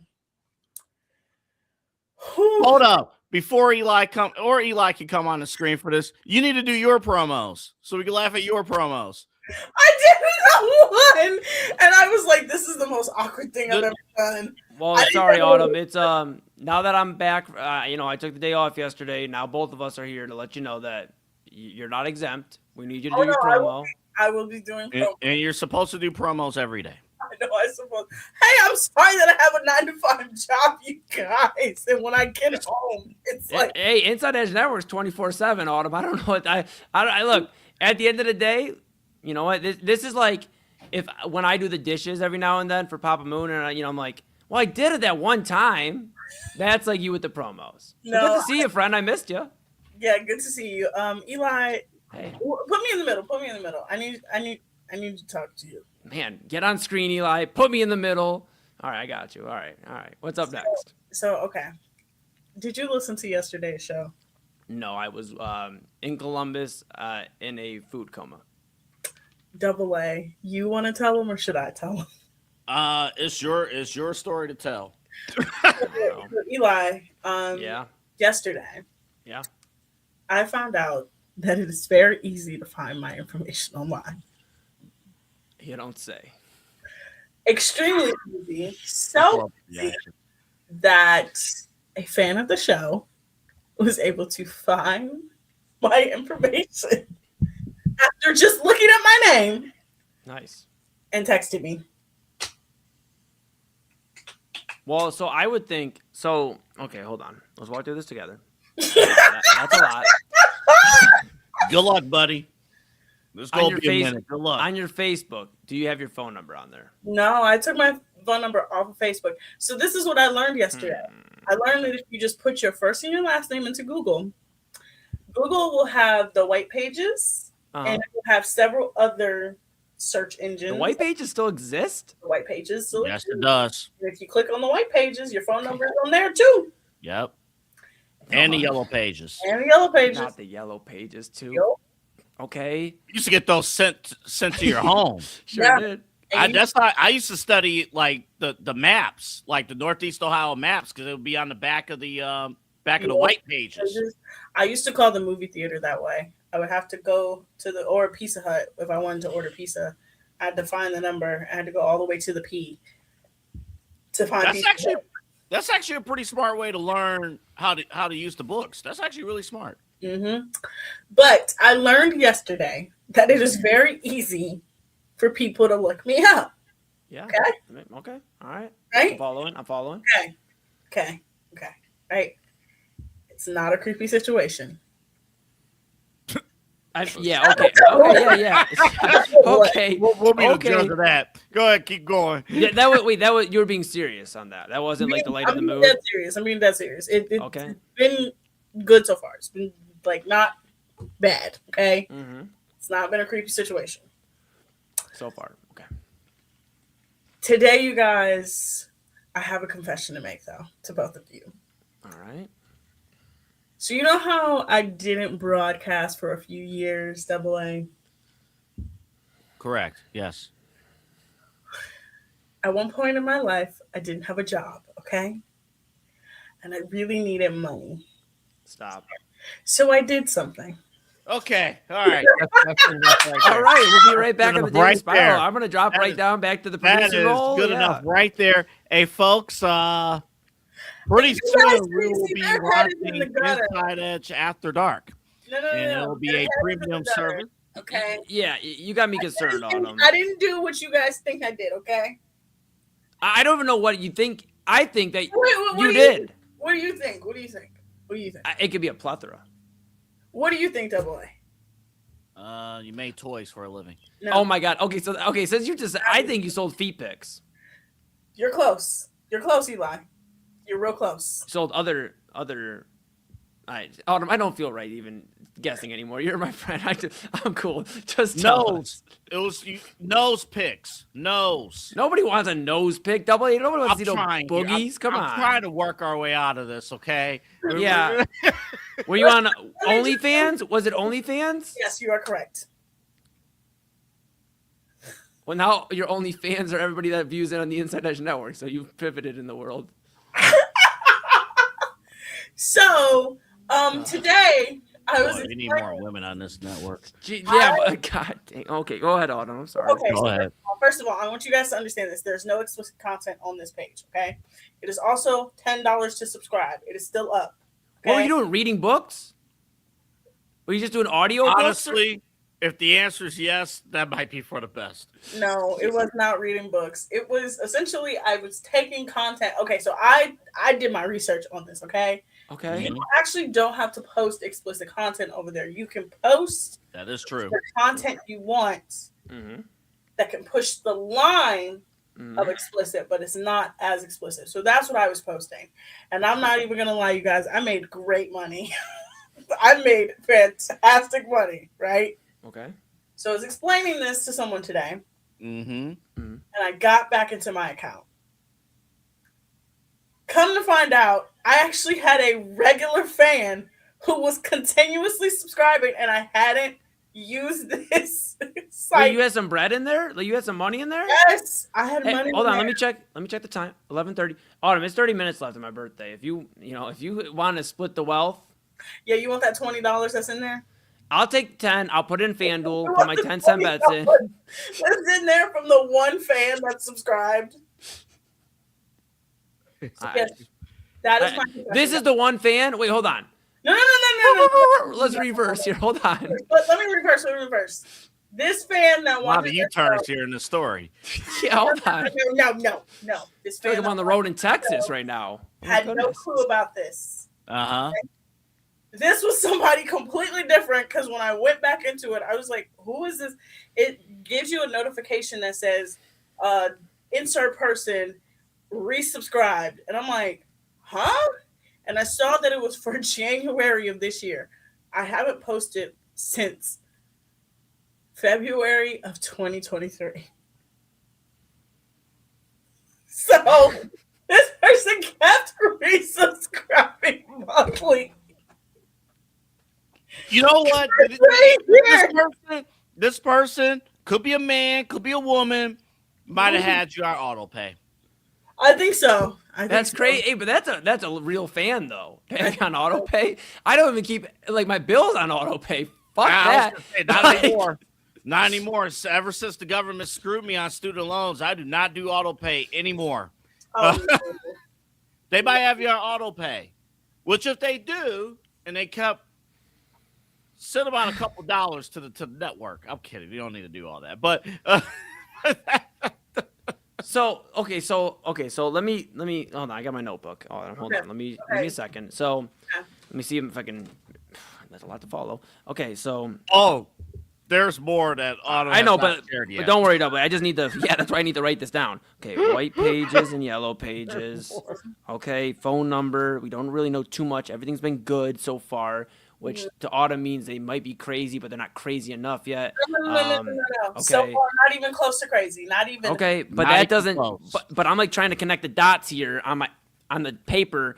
Okay. So that doesn't go to the OnlyFans. OnlyFans right now is all we have information wise is that you have $20 in your account that you're keeping for yourself, and that there's a different fan. 25. Right? Am I following? 25. 20. You said 20. You said 20. 25. That's enough to split. I'm getting to house 25. Okay. Oh, you got a new fan. Yes, I got a new fan. I'm so good at storytelling. So that you're telling the story. I'm just following. Okay, go ahead. I got a new fan because I was explaining to someone that at one point in my life I had this. I'm very open about my life. Okay, I'm very open and honest. And we've seen it on this show. I'm very open and honest about my life. Okay, couldn't tell. Yeah, it surprised me. Shit, I had no idea. So I was explaining to this person. This person had already had an account, and they just found me and subscribed. So they paid for the subscription and then gave me a tip, right? And then they told me that they did this. Was it? Oh no! What was the tip that like, hey, you're doing a great job on the Inside Edge Network. I've been following. I've been a big fan of the Spiral. Mm-hmm. Oh, yeah. By the way, I forgot to tell you the interesting part of how this person became a fan of us. They were scrolling on YouTube Live, like through YouTube Live. And one of our YouTube Lives came up. They clicked on it, and they just liked our shows. And they're a very faithful watcher of the entire network. And we greatly appreciate that. We do appreciate that. Yes, that is really appreciated. A P1 viewer of our network. As in has alerts on when we go live. That's awesome. Okay, no, on a side note, that is actually awesome. So like, actually, you know what? This is actually the best. Like, I know this isn't dating, but this is like the best story you've told involving a dude. The on story this entire show. The story not done. It's more interesting. Okay, all right. Notebook on the ground. What else happened? Then last night, I get a photo of myself, and I'm like, how did this person get my photo? Well, first of all, okay, let me explain also how they even got. You didn't share that part last night. Surprise! Okay. You didn't say the person shared a photo of you in your story last night. You did not say that. No. They sent me a photo of myself because I found out also if you just look at my name, you can click on my Facebook account and it's one of the photos that pops up. Okay. But this is getting not to mention on how they got to my phone number. They sent me a DM on Twitter, but because Twitter makes you pay for everything to access it, I couldn't see it. So I was like, oh my God, like that's how you even got to the phone number. So anyway, they found my Facebook. I told them, please do not go through that Facebook account. My family has chosen every terrible picture you could think of to post to that Facebook account. Like any photo of me that just looks horrific, my mom was like, perfect, let me post it. Well, you could just get off Facebook and you'll be fine. Yeah. Whether by your choice, let me tell you something. Others' choices. It's the same thing with Twitter. I was there first, okay? You were prior from my cold dead hands. I was on Facebook when I could read fan fiction, when I could play Farmville, when Candy Crush was on there. You could pry it from my cold dead hands, just like Twitter, okay? I got both of y'all beat. I had a MySpace, damn it. So did I. I had a MySpace too. Yeah, I actually got I got an ass whooping from Papa Moon because you can set your statuses back in MySpace. And I was like 14 years old and I set feeling drunk, and my cousin ratted on me at a holiday party, and I got my ass whooped. I mean, like customized home pages, a top 10 friends list with Tom, and your top playlist.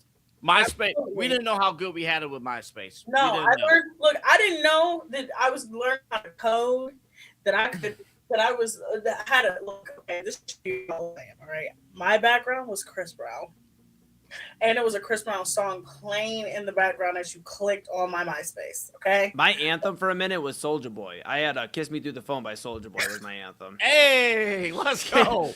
Drake. The song, I think it was for Chris Brown. I think it was off of his first album. But was it Kiss Kiss? Was it Kiss Kiss? No, that's second album. Unfortunately, I do know. Oh, okay, that. I'm sorry. My albums after he did the stuff with Rihanna, I kind of just don't give a shit about him. No, so I gotta forget. That's where I'm at with him.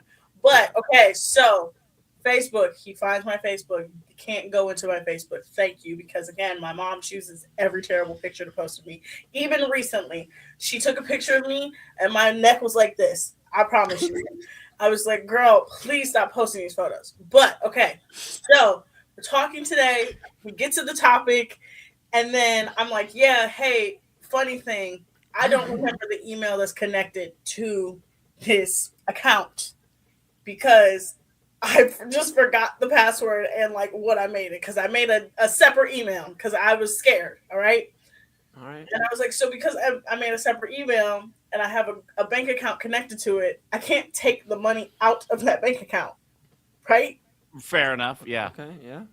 So then I look down at work and I just see a nice little Apple Pay thing that says $25. I said, huh? And he's like, yeah, you should be able to access it now. I'm like, oh, okay. Wait, this is phone number guy. His phone number guy. That's what his name. Okay, that's what his name is gonna be. Phone number guy. I mean, we're all, me, Double A and I, and there's a lot of dudes out there that have phone numbers, but this is phone number guy. Phone number guy. Okay. There it is. Phone number guy. We'll stick with PNG. that. PNG. Okay. So then I'm explaining. I'm like, oh yeah, tomorrow I plan to get my hair done. Like this money. I'm like, thank you so much. It's gonna go to my hair. And I was like, he's like, oh yeah, like most girls, like they love to get their hair done and this and that. I'm like, oh yeah. Like I'm like, look, y'all, $70 is expensive for me to get my hair done, but it's cheap in today's day and age. I was like, yeah, it usually costs like $70. He was like, oh, okay. I look down again. I see $50. I said, this man just sent me $75 to get my hair done. I said, oh. Hold on, Autumn. Look, I'm so glad I'm back. I miss both of you. I literally did, but we have to stop. Phone number guy. You know what? I've heard a lot of stories. I've heard. I mean, I can't even think of them off the top of my head. But drug dealer. I've heard of Mac Miller guy. I've heard of the married pastor. I have heard stories that I should not be hearing. Double A has heard stories he shouldn't be hearing. But you know what, phone number guy? So far, so good. And this is what we got for you. Right? You guys.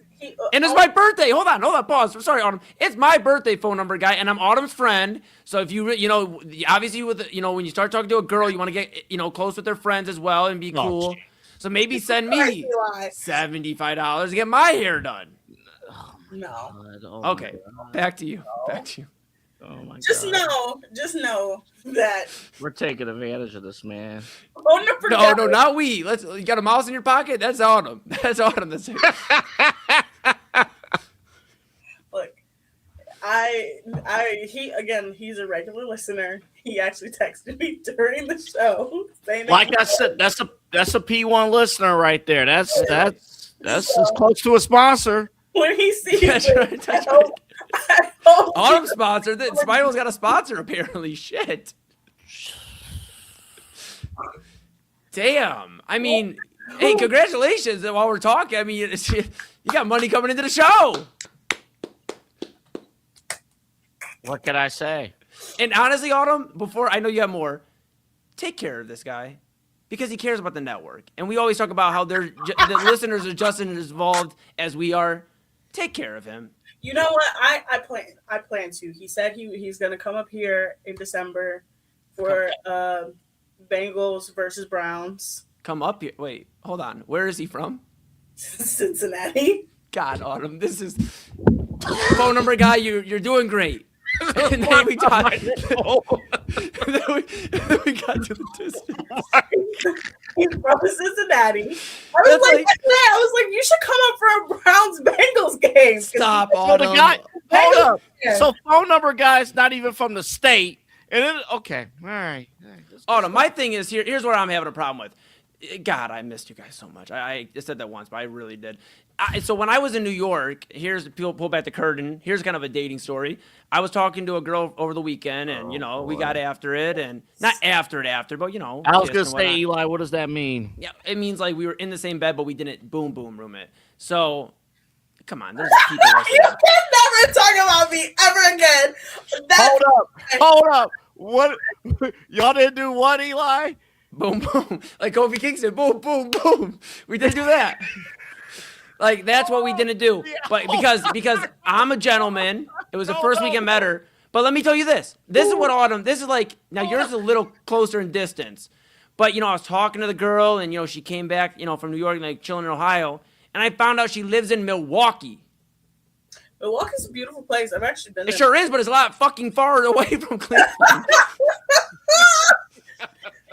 And I don't drive. So if I'm flying there and back, I'll get an Apple Pay to that point. So, yeah. Look, I even told him, I was like, I will meet you halfway. Halfway between Cincinnati and Cleveland is Columbus. I actually love Columbus. I think Columbus is a great city. Columbus is a great city. Right? Great I city. told him. He straight up said to me, no, I'll come up there. I said, okay.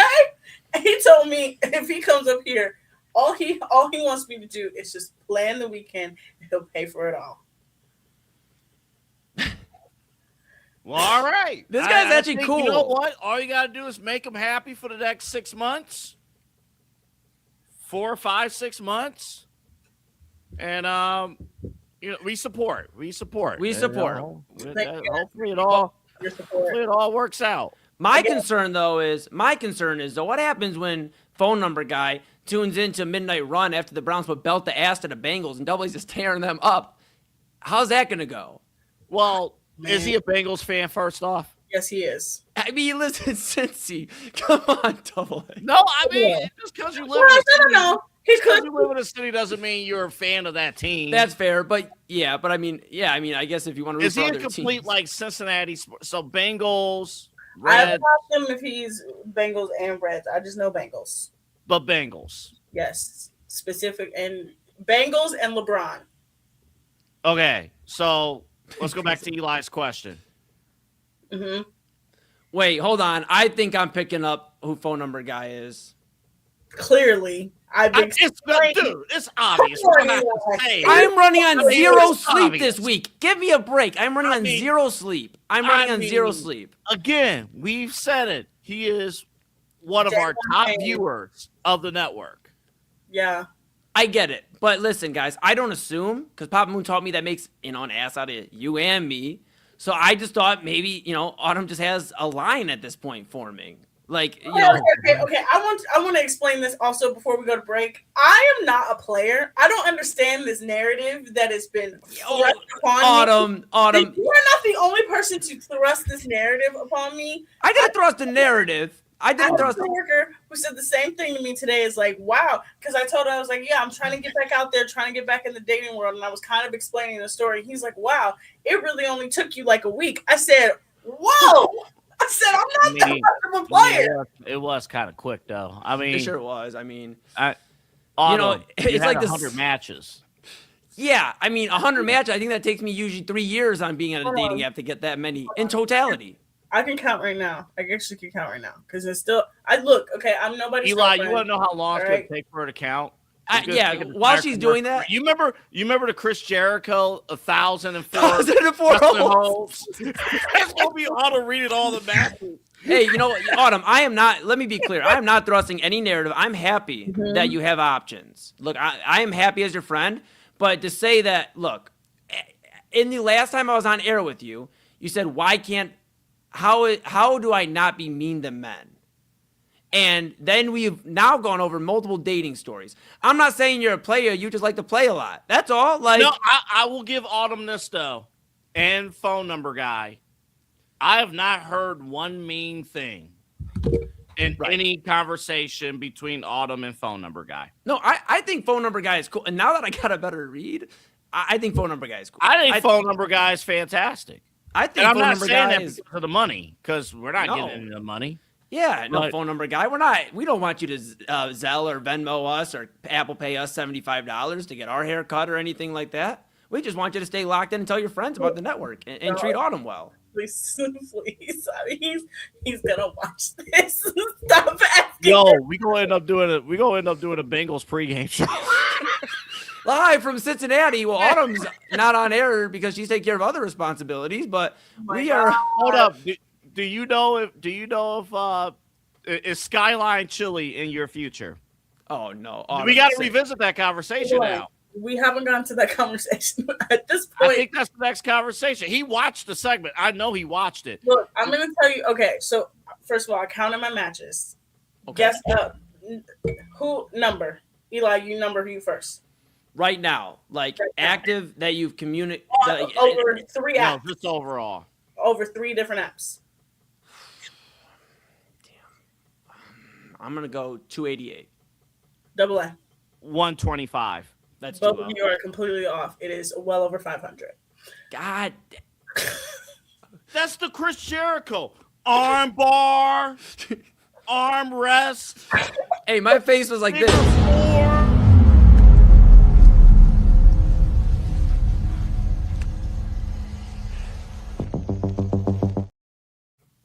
God dang, Autumn. Proud of you. Oh, how did I say the only one I muted? I guess you guys got to unmute No, yourselves. but this is okay. So first of all, one of them is because I literally do not go on that app, and every time I like delete it, like it just it's accumulative over like the last like year or so. Okay, so the other one last year, so the other one is two. So that's why I was like it was over 500. But Let me count mine. Hold on. Ready? All right. Yeah. 2. but no, what I was saying. I think I'm at 9. All right. Don't flex on me. Chill. Well, my bad. Yeah. That's all right. I don't know. But I need like to pay extra to see it. Before we go, Hell. before we go to, actually, you know what? I'm going to tell you guys before we go to, well, I'm going to tell you guys after we come back from the break. The other thing that made me say, okay, you're unique. You're unique. Phone number guy. That's going to be his name. Phone number. Phone number PNG. PNG. I can't wait for Chad to watch this. If you're in need, call PNG. All right. That's all I got. He go tip with interest. You know what? When he ate Joe Double A, remember this or that from earlier in the week? He would definitely take Joe Burrow. Yeah. He would definitely take Joe Burrow. That's right. Yes. When we come back from the break, I will explain more about PNG, as Double A and Eli are calling it. And it's not a file extension. It sure ain't. It's an extension of friendship and maybe more. The extension of, never mind, I can't say Oh, Autumn said that's the break. it was too Fanatics easy. isn't just our name, it's who we are. Loyal, passionate fans dedicated to our favorite teams and to the sports we love. That's why we're honored to be able to offer fans the world's largest collection of official sports apparel and sports jerseys from all leagues, teams, and players you love. We feature a wide selection of gear from every league, including the NFL, MLB, NBA, NHL, and NCAA merchandise, which allows us to serve fans of football, baseball, hockey, basketball, lacrosse, soccer, golf, and, well, everything else that gets your heart pumping. Go to fanatics.com by using the QR code on your screen right now to celebrate your teams. That's fanatics.com, a proud sponsor of the Inside Edge Network, Cleveland's digital leader.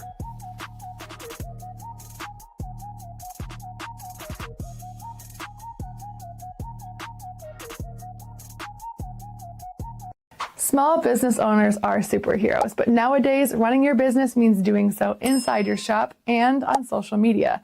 That's why you should make Omega Video Marketing your sidekick.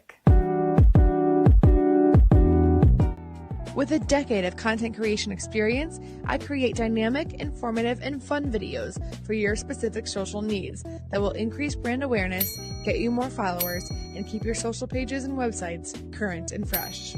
I offer flexible pricing and turn times and will work with you to understand your brand and your story. All of that comes from the heart. My award-winning expertise is just the cherry on top. So let's get connected. After all, your brand is the alpha and my expertise is the omega. Discover our collection of handcrafted candles. That's right, every product is thoughtfully created in small batches free from harmful toxins for mindful everyday indulgence. Our candles are hand-poured in coconut soy wax with natural wood wicks, offering a long-lasting burn and rich fragrances. Create a cozy, safe ambiance for your home with candles from Alley Rose Fragrances. First-time customers use the promo code InsideEdge20 to receive 20% off your order. AlleyRoseFragrances.com, proud sponsor of the Inside Edge Podcast Network. Mosser Moments Photography is a husband and wife wedding photography team based in Cleveland, owned and operated by Inside Edge Network's very own Ryan Mosser and his wife, Hallie. For the past 10 years, they've captured more than 100 weddings across Northeast Ohio and beyond, always working together as a true two-person team.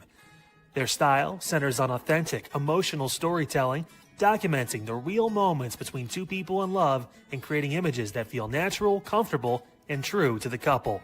Rooted in Northern Ohio but inspired by their travels, Ryan and Hallie bring a warm, personal approach to every wedding day. Their work blends experience, consistency, and a genuine passion for helping couples relive their best day through timeless photography. Learn more at MosserMomentsPhotography.com by using the QR code on your screen right now. MosserMomentsPhotography.com, a proud sponsor of the Inside Edge Network, Cleveland's digital leader. Boy, we had a football-heavy show last night on Midnight Run, and color me surprised, Deshaun Watson looked like pure trash. Boy, we got into that last night. And previewing tonight's show, Deshaun's probably going to look like trash again.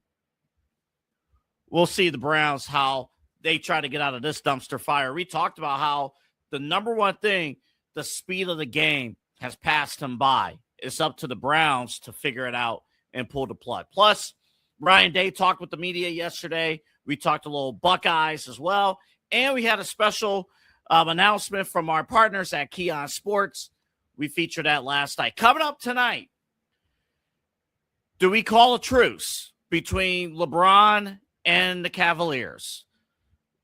According to reports, LeBron talked to one team and one team only, and that was the Cleveland Cavaliers. We'll break down that discussion, plus all the latest news. And would you try a free pizza that have 50 toppings on it?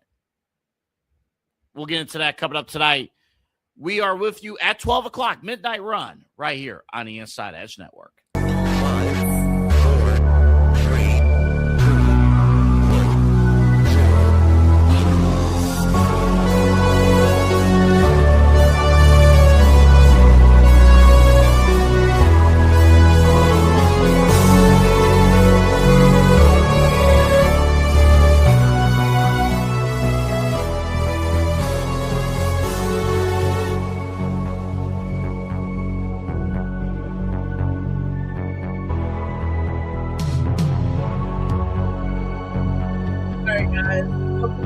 Before we went to break, I'm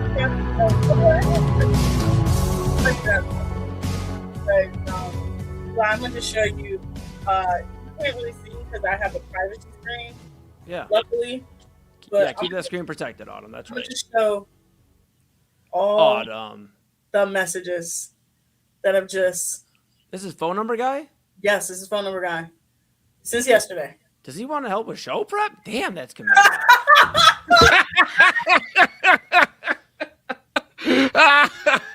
Man, dude. We get that. I mean, damn. Look, he did one of the most unique things that I've ever had someone do, and I straight up told him right after. I said, I could see you doing this. Okay. So this actually, okay, so first I have to give a little backstory to this. One of my friends, well, she's a friend of my brother's who became one of my friends. Mm-hmm. Her boyfriend, her current boyfriend, when they started dating, she was like, hey, when we started dating, he put a Google alert in his calendar to say when our first date was, right? And did a whole thing of like send her invitation, everything, right? Yeah. Phone number guy sent me an application.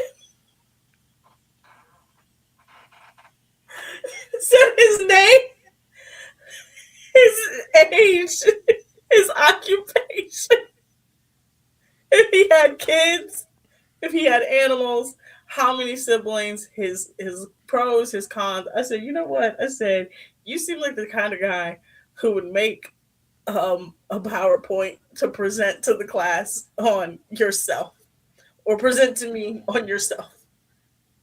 You know what? That's really clever. I actually like that. Yeah, I really like that. I have, like, if you're trying to extract something bad for me to say, I haven't found it. And I don't know if you caught the end of Primetime. One of my things I've learned at 29 is to tell somebody that they're loved and appreciated. So phone number guy, so far, for how you've treated Autumn, you're appreciated. You're appreciated. You're appreciated. And you know what? And your voice matters, at least, here on the Inside Edge Network and, of course, off air. And are you guys close in age, at least, or is it way off? The only thing is that he's a year and a half younger, and I really don't date people that are younger, but that's not that bad. I have in the past tried younger. Okay. It's not that it's not worked out. It's just been a really long time. And I've tried significantly younger, and I've tried like close to my age younger. Tried both. The last two girls I've talked to were 33 and 35. And see, Eli, we're different because I, at a certain time in my life, I liked them pushing 40. Okay. And I was 22.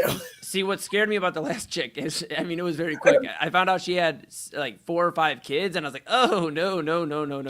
I was at Kozai earlier in Columbus, and had a great time. When I tell you there were so many, like at one point we were in one exhibit, and this kid just, and shout out to the parents that are doing great jobs, but this kid was just going bang, bang, bang, bang. To the point where my whole family, my mom goes, oh my God. Like, you knew we were in trouble. Like, it's my mom, the sweetest human being I know, goes, oh my God. And we had to evacuate. So yeah, kids are usually a no-go for Eli. Like, I'm Uncle E, but to my niece and nephew, not to anybody else's kids. But the problem though, Eli, you just turned 29. Yeah. Everybody has kids. No, Eli, I disagree. Eli is still in the clear. Eli is still in the clear. Even in your 20s, even early 30s, you're still in the clear. Okay. Now I'm 34.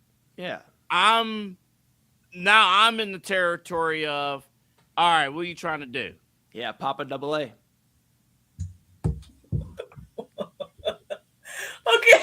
Okay. Yeah. Although that does roll off the tongue. It does. Yeah, that's right. Look, because, they're like, oh. Responsibility. First of all, there's only one Papa on this network. That's right. How dare I? He's actually about to hear this tomorrow and be like, oh, so you think you're slick? You think you're slick, huh? Okay. He should beat your ass. Like, no, it's only one. All right. Number 2, the range.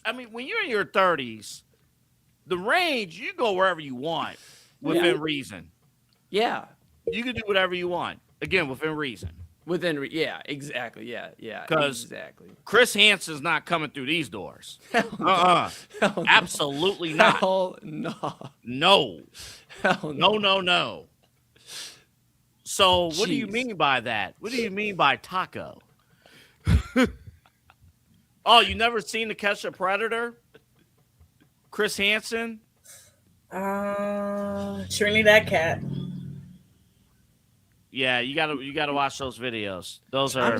I'm just like, this has been like one of my favorite episodes of The Spiral. I can't lie. Like, this is awesome. Like, this is so happy. Like, what can we do to help? I told you I'm not. This is not a trauma. Keep Autumn on the air. That's how we can help. Yeah, that's right. Autumn, you want to go 2 hours? We can find some more time throughout the week. There's only one answer. Keep Autumn on the air. My goodness, great. Okay, Autumn, so that's where we're at. You want to do Bengals pregame and postgame?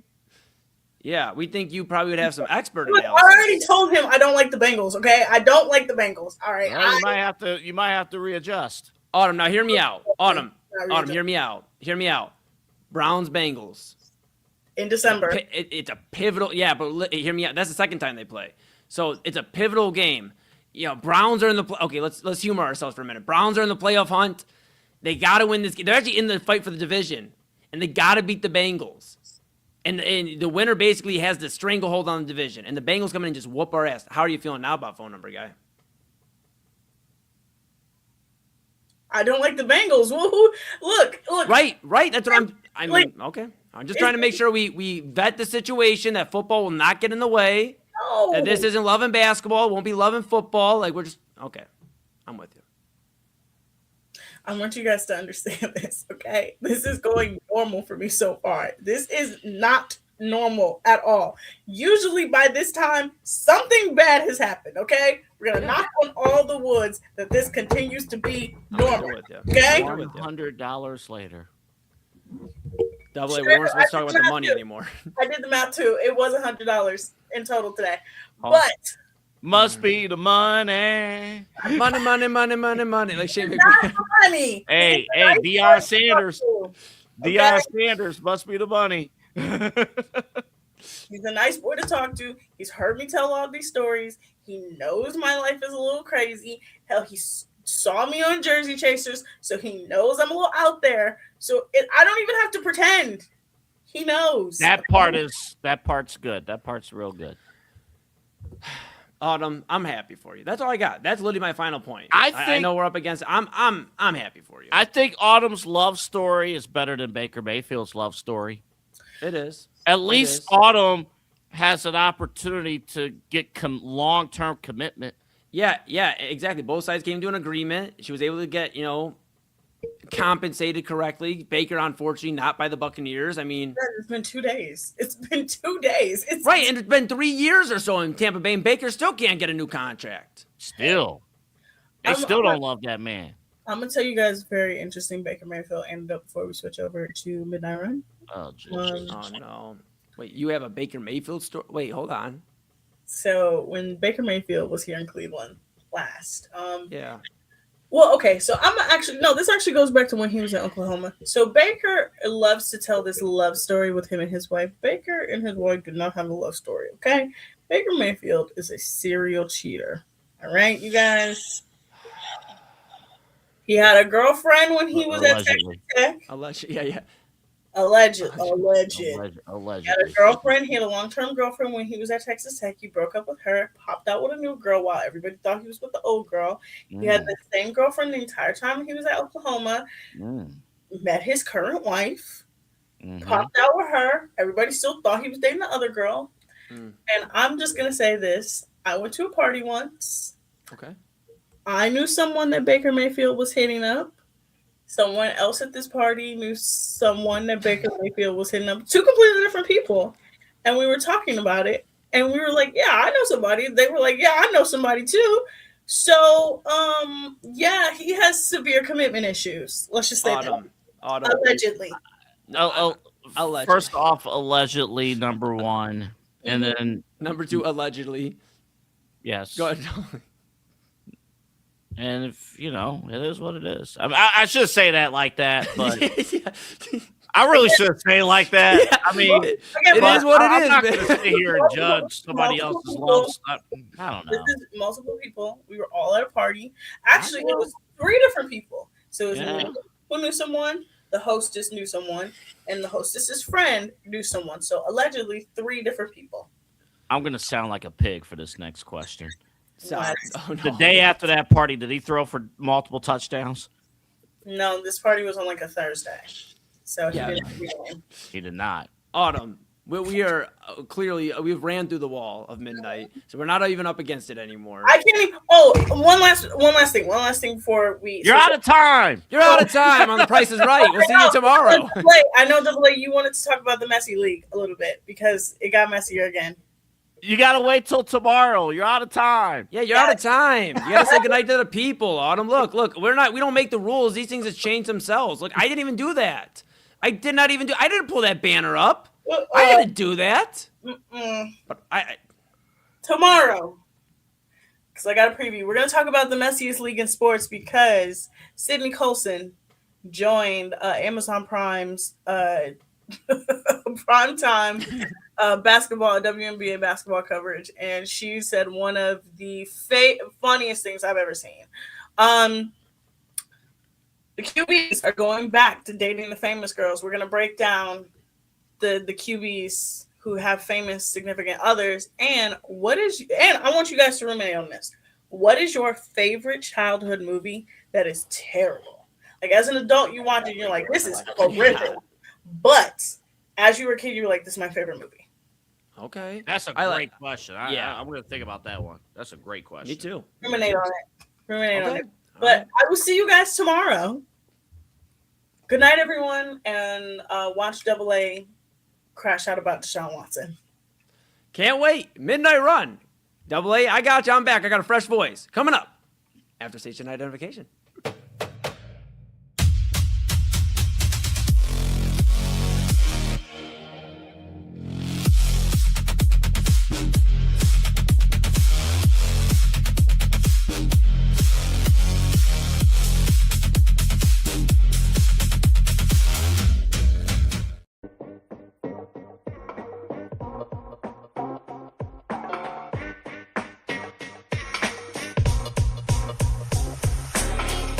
This is Midnight Run on the Inside Edge Network. Here's your host, Anthony Alford.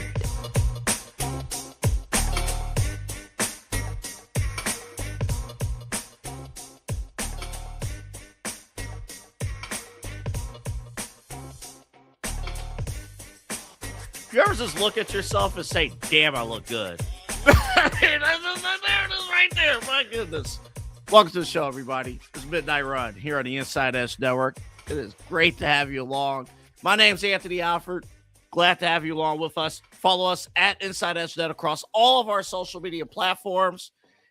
Twitter, Instagram, TikTok, MySpace. Well, no, we're not on MySpace, but YouTube and whatever else I didn't mention. We're on there. It's on the screen. You see it. Also, InsideEdgeNetwork.com. That's where you can find us. Our merch store. You can support our sponsors, show schedules and personalities, and maybe soon dating profiles. Also, follow us on Roku, Inside Edge Network on the Roku app, or Inside Edge Network app on Roku. There you go. Download it all right here. We got a great show for you coming up later on, a brand new edition of This or That. Patrick Mahomes, a two-day champion. He has a new challenger today for This or That. The catch here,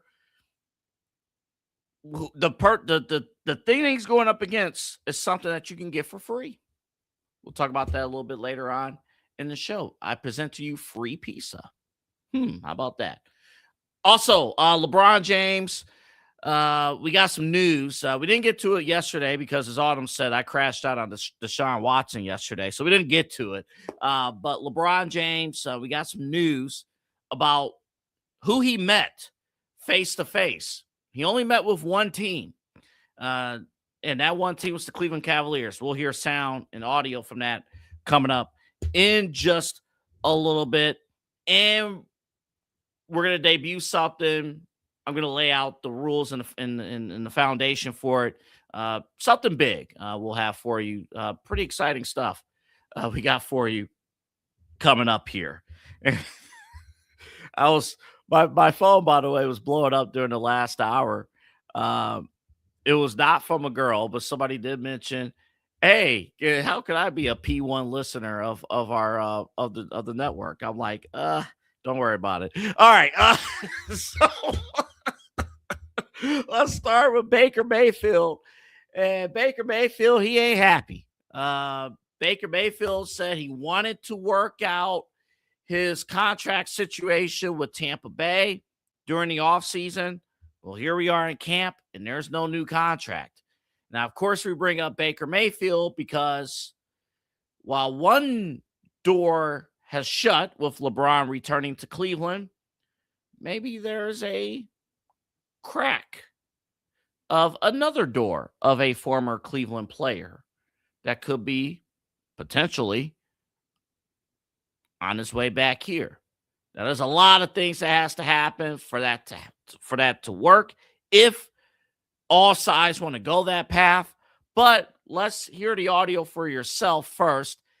Baker Mayfield talking with the – by the way, right before he talked to the media, and we'll play it for you in a second, signing autographs with kids and stuff. He's all happy, you know. Hey, buddy, glad you watched the Tampa Bay Buccaneers training camp and, hey, buddy, great job.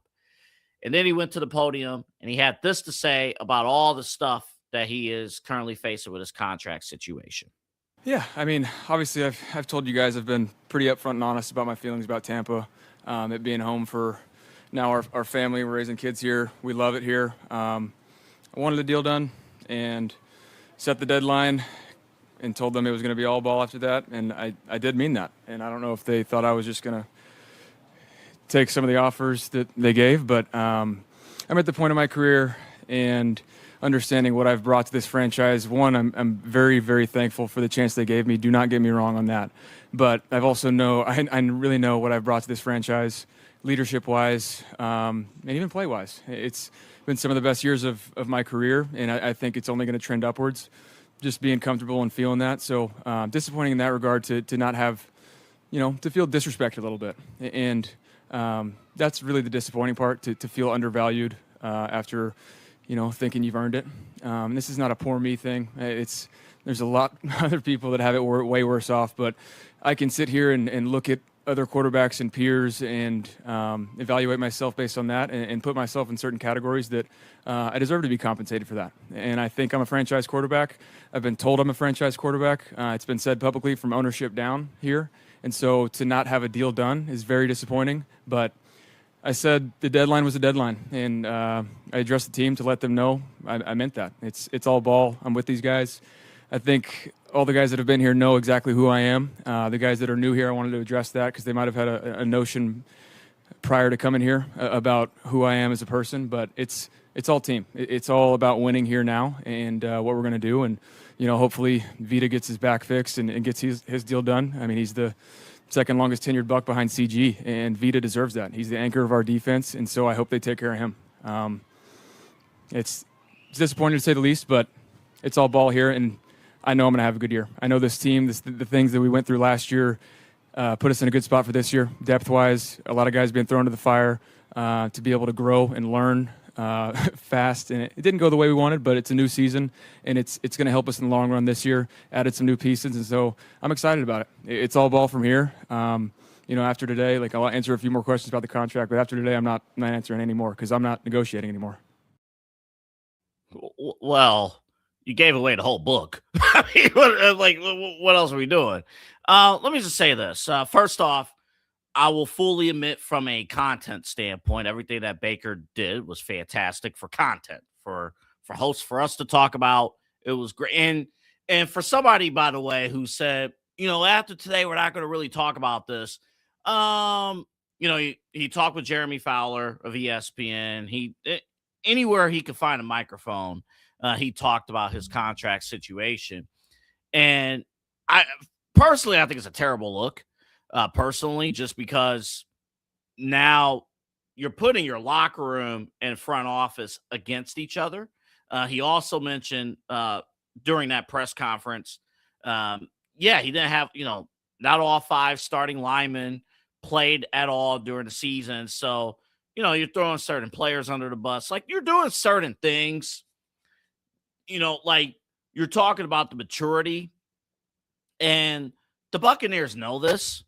They know, Baker with a chip's on his shoulder. We don't need to pay Baker Mayfield and chips on his shoulder.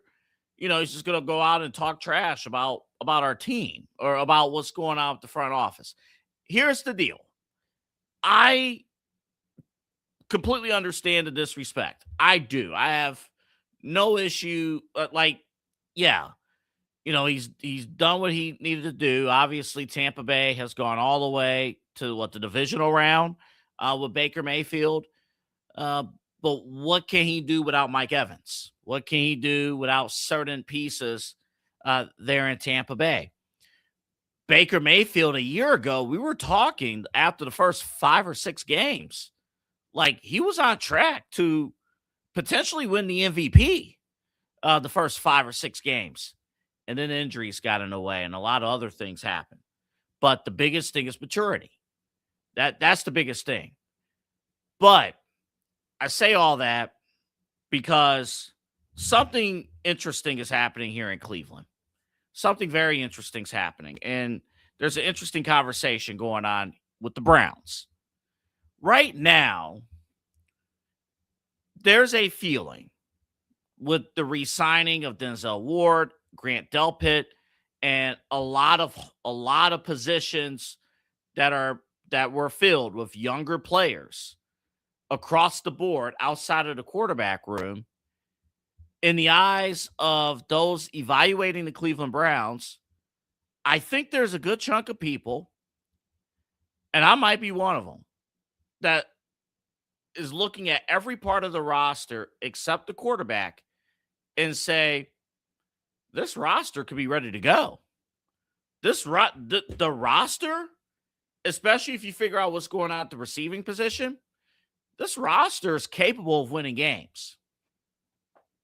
So now the question obviously is quarterback. And the tough thing is, do you trust what's going on with Deshaun Watson? And Todd Monken talked today before practice, and he mentioned yesterday that basically the plan is for Deshaun and Shedeur to split reps, as QB1. But it's not going to be split reps in terms of, all right, you're in for a series and you're in for a series. It's more like day by day, right? So one day Deshaun will take first team reps. He did that yesterday. Shedeur Sanders took first team reps today. And again, there's like 5 or 6 weeks of this. But there is a world where Deshaun Watson doesn't work out. Shedeur, for whatever reason, doesn't work out. And you're back to square one here in 2027. If you feel that this roster is ready-made right now, you feel it's ready-made, do you I don't know if there's a world where you keep Deshaun because this is the last year of his deal, but is Deshaun Watson on the table for 2027? Do you stick it out with Shedeur Sanders and figure it out? There is that 2027 historic quarterback rookie class that's there. But then there's also potential free agents. And one of those free agents is the guy that we just talked about on the screen, in Baker Mayfield. Do you want Baker Mayfield back in a Browns uniform?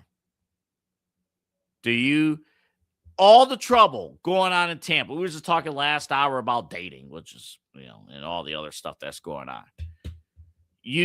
We've gone our way. Baker's gone his way, his journey, and our journey.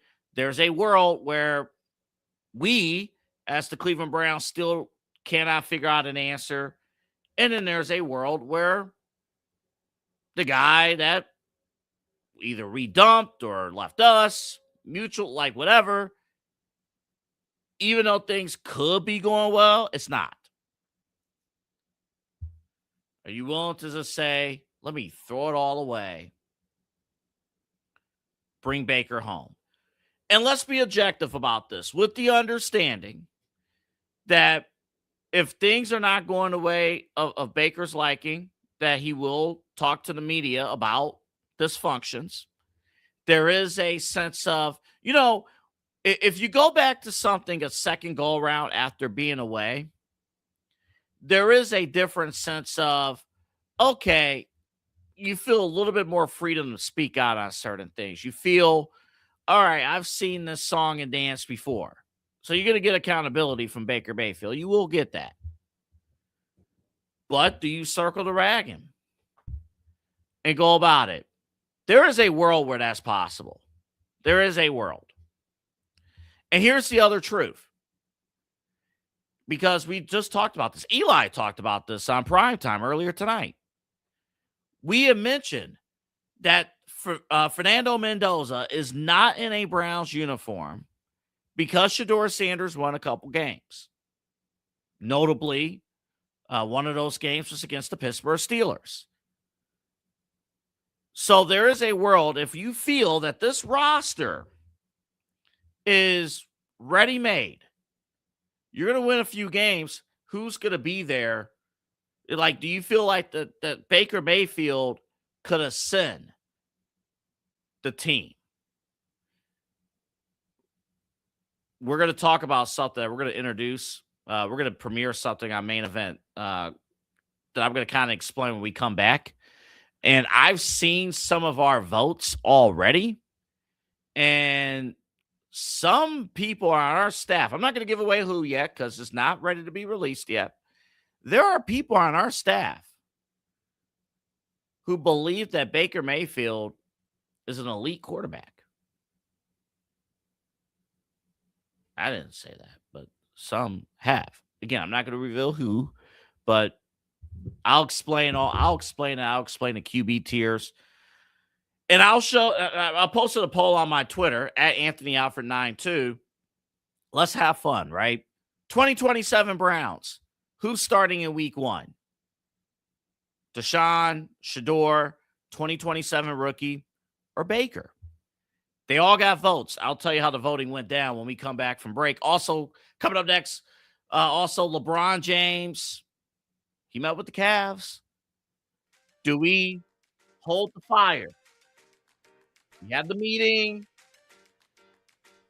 From that moment on, things didn't work out. Donovan Mitchell signed that extension.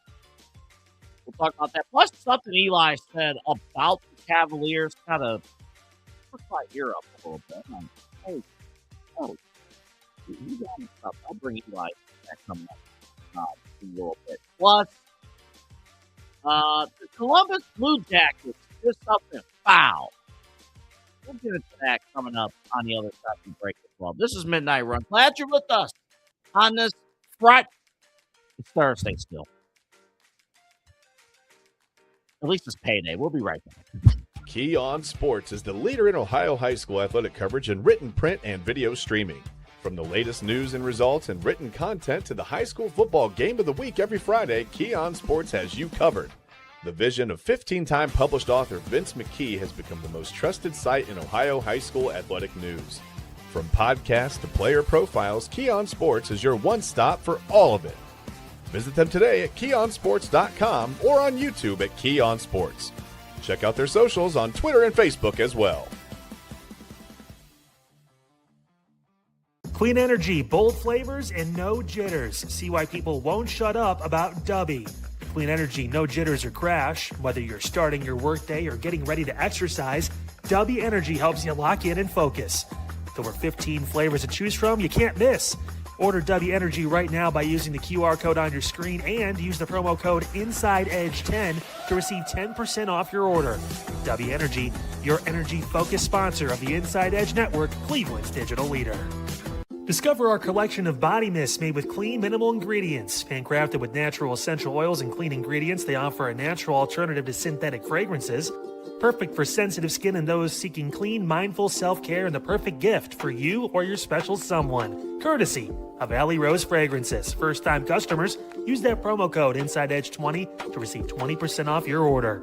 AlleyRoseFragrances.com, a proud sponsor of the Inside Edge Network, Cleveland's digital leader.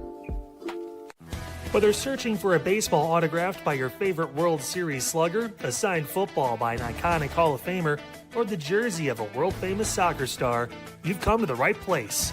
Here at SportsMemorabilia.com, the web's leading source of authentic sports memorabilia, you'll find more than 500,000 authentic products from nearly every professional sports league, team, and players.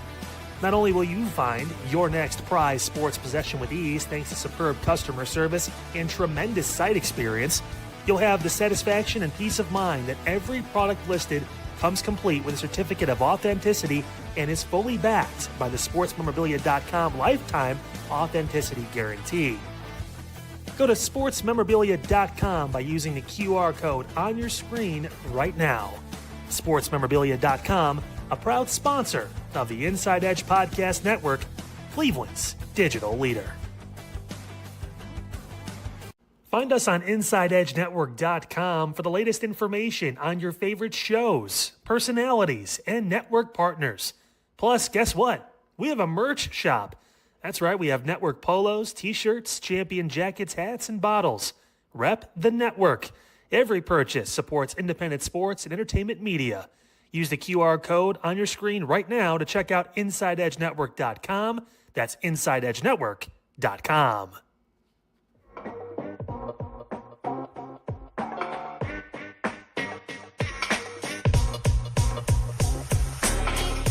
This is Midnight Run on the Inside Edge Network. Here's your host, Anthony Alford.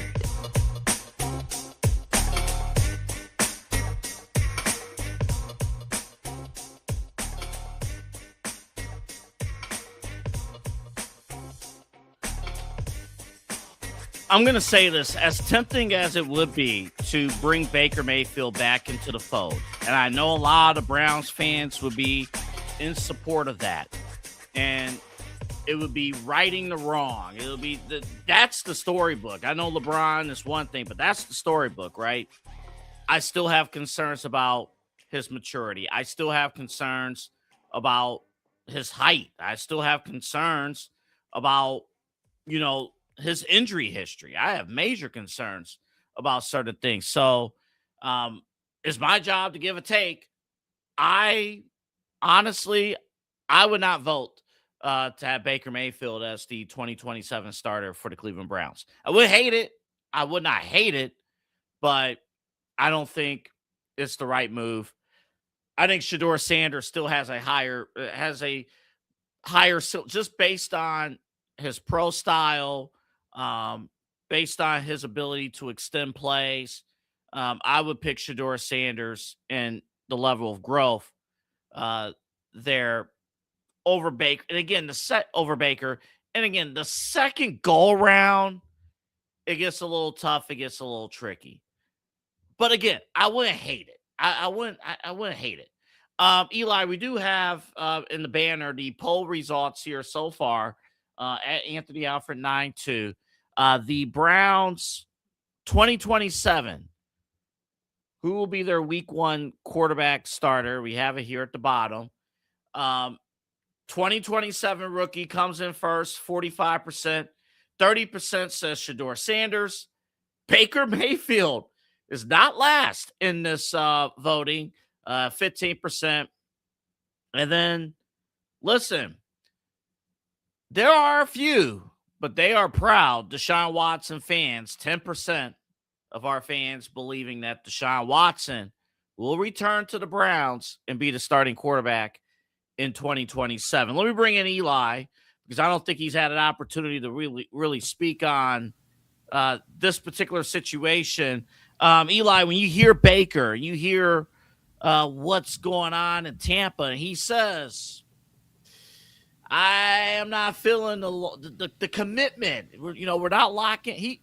Baker Mayfield is essentially saying, you guys are not ready to put a ring on it after everything that I've done. Yeah, what's your take on what you're seeing? It's kind of like playing out Double-A how it did in Cleveland a little bit, where he was starting to get frustrated near the end of his Cleveland tenure. Because if you remember the big discussion in Cleveland the first time around, I mean, his only time here, but with the talks of maybe another time, the first time that actually happened, the discussion was the 5th year, the contract extension. Is he going to get that rookie deal extended to another contract? And then the injury happens. All that, and we remember the rest of it. So it kind of feels a little bit like it was in Cleveland. He didn't experience this in Los Angeles. That was a quick stop. Didn't experience this in Carolina. Quick stop. Tampa Bay, however, has become home to him. He mentioned that, and I do believe him when he says that. He has become the starting quarterback. He's won a division title, if not 2 division titles in Tampa Bay. Was in the discussion for it again last year, and a really weird tiebreaker rule stopped him from going back to the playoffs again last year. So you have a lot there when it comes to Baker. He's been a guy who has helped make life after Tom Brady. Let's remember that Tom Brady, he won the Super Bowl. They had the success, and then there was kind of a moment where it's like, well, what next? And Baker Mayfield's eased that gap for Tampa Bay. So I can understand his frustrations. It's like, man, dude, I don't understand what else I need to do. Is it just winning more playoff games? Like, what else can I do? And then he mentioned Vita Vea, defensive tackle, who's a stud. I actually mentioned the other night on Primetime, if they can't get a deal done and he already requested a trade, the Browns should be all over that Double-A. All over that. We talk about what Myles Garrett, just to deviate for just a second. We talk about Myles Garrett and the defensive end stuff. Imagine Mason Graham and Vita Vea in the middle with Jared Verse. So there's a lot there. But as far as Baker, man, I don't think I'm open to the idea of him coming back. I think I'm done with reunions in Cleveland for the most part. LeBron stuff, we're done with. Baker, I wish him well. And if it's not Tampa Bay, some other team will bring him in. but it doesn't have to be the Browns. Stop with the retread. Stop trying to do all this. So if Baker comes back, are we calling up Jarvis? I love Jarvis Landry. Are we calling Jarvis up? I mean, are we just bringing everybody back? Like, is Nick Chubb coming? I mean, like, we have to move forward as a franchise, and we haven't done that ever. We've always looked to go back. Even look at the Joe Flacco situation. Joe Flacco has a great 2023. Leads us to the playoffs in that back half of the year. And the Browns are like, oh, we don't know what to do a quarterback. Like, bring Joe Flacco back. Like, they just continually do these retreads. And Which is funny because they didn't bring him back in 24. Right. But they brought him back in 25. Right. Odd, and you just see all of this, and I guess that's where I'm burnt out as a Browns fan. As you could tell, when I got on screen, my hair was down, like just falling all over my face because I'm hearing this Baker stuff, and I'm hearing the Deshaun and the Shador. I feel like I'm going crazy. And I think a lot of the fans feel that way, too, because that's why the 2027 rookie QB leads this poll right now. That's a vote of no confidence. Mm-hmm. And again, I go back, like with Baker, I understand the appeal. I understand what he did the first go around. Mm-hmm. But to me, like even today, and it's great for content, but today, him speaking out like that in Tampa, what the hell you think he's going to do when he's frustrated here in Cleveland? And he's already shown that. Known to be dysfunctional. Yeah, and my apologies for interrupting, but he's already shown that, Dubs. I mean, like, let's be honest, man. He's already shown that. And that's why it's like, as much as I love Baker, I love the competitor, I think, okay, I haven't filled, spoiler alert, I haven't filled mine all the way out yet.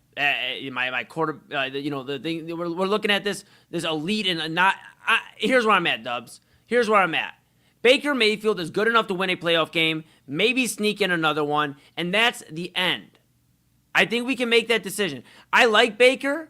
I was going to bat for him over Dak Prescott. And you can be a top 10 quarterback, because to pivot back to Kyle's discussion earlier about top 10 quarterbacks in that list, you can be a top 10 quarterback and never get to a Super Bowl.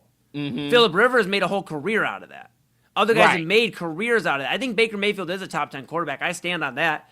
I just think there's better quarterbacks in the NFC right now, better teams in the NFC, so he won't get there this year, barring a magical run. Now, a pissed off Baker Mayfield is a dangerous guy sometimes, so maybe we'll see what happens. But it's not happening there.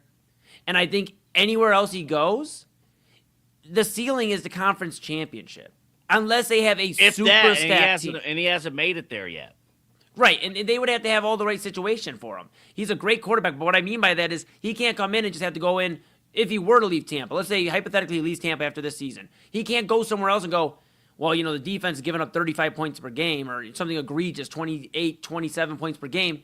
That's just not a winnable situation because you can't outscore everybody. Look at Joe Burrow in Cincinnati. We talk about how great he is, but unfortunately his defense can't stop a nosebleed. So that's why he's in the spot he's in. So I think a few things can be true. One, Baker Mayfield, top 10 quarterback. Two, Baker Mayfield deserves to be paid in Tampa Bay.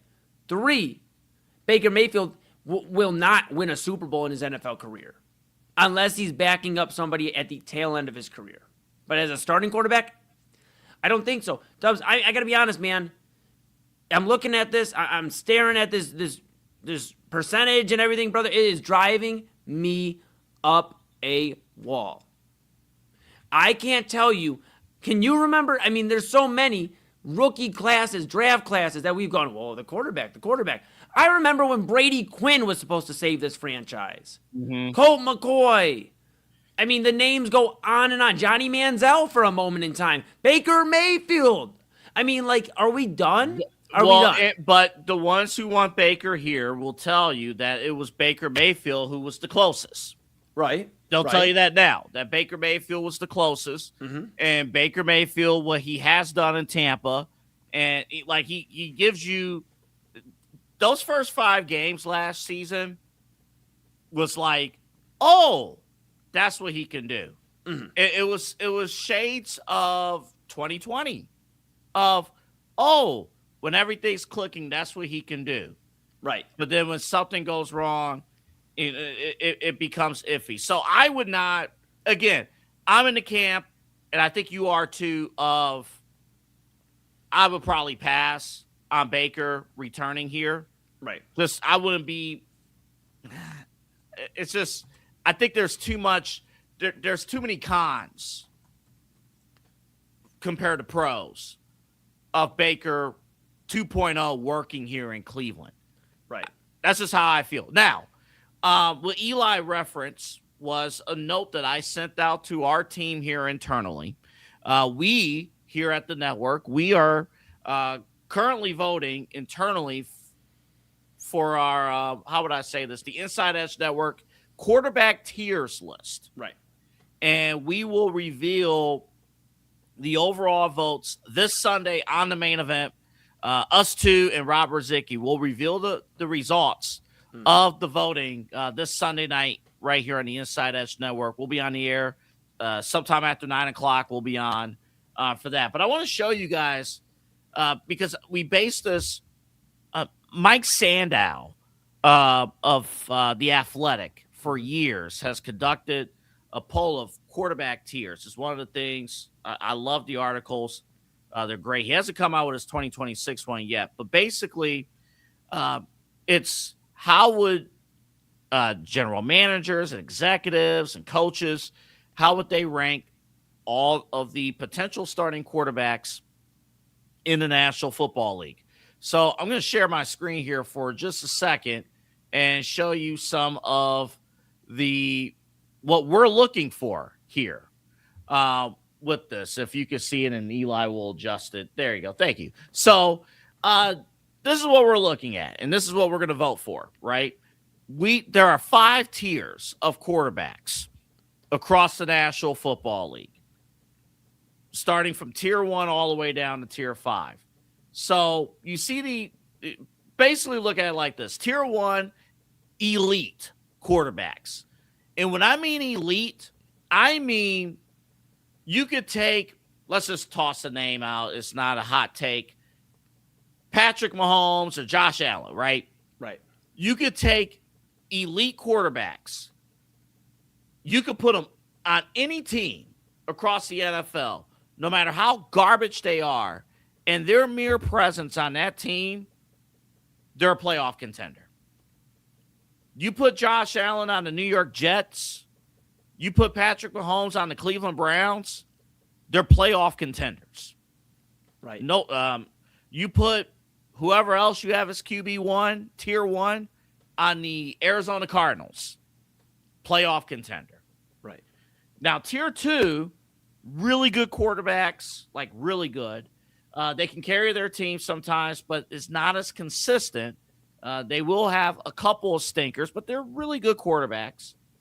They can handle pure passing situations and doses, and they have other dimensions of their game that's special enough to elevate them above tier 3, but there's a hole or two in their game.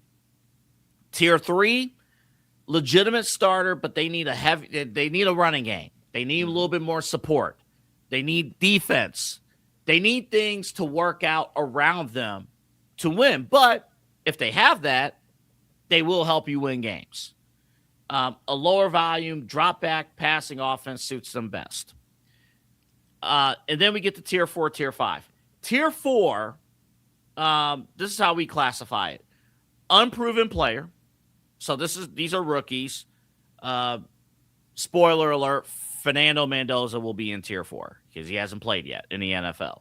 But unproven player, not enough information for voters to classify, or I tweaked it, veteran/journeyman quarterback, who ideally would not start in all 17 games, but if you need a plug-and-play situation, your starter goes down, you need somebody to fill in for, let's say, 2 or 3 games, that's a tier 4 quarterback.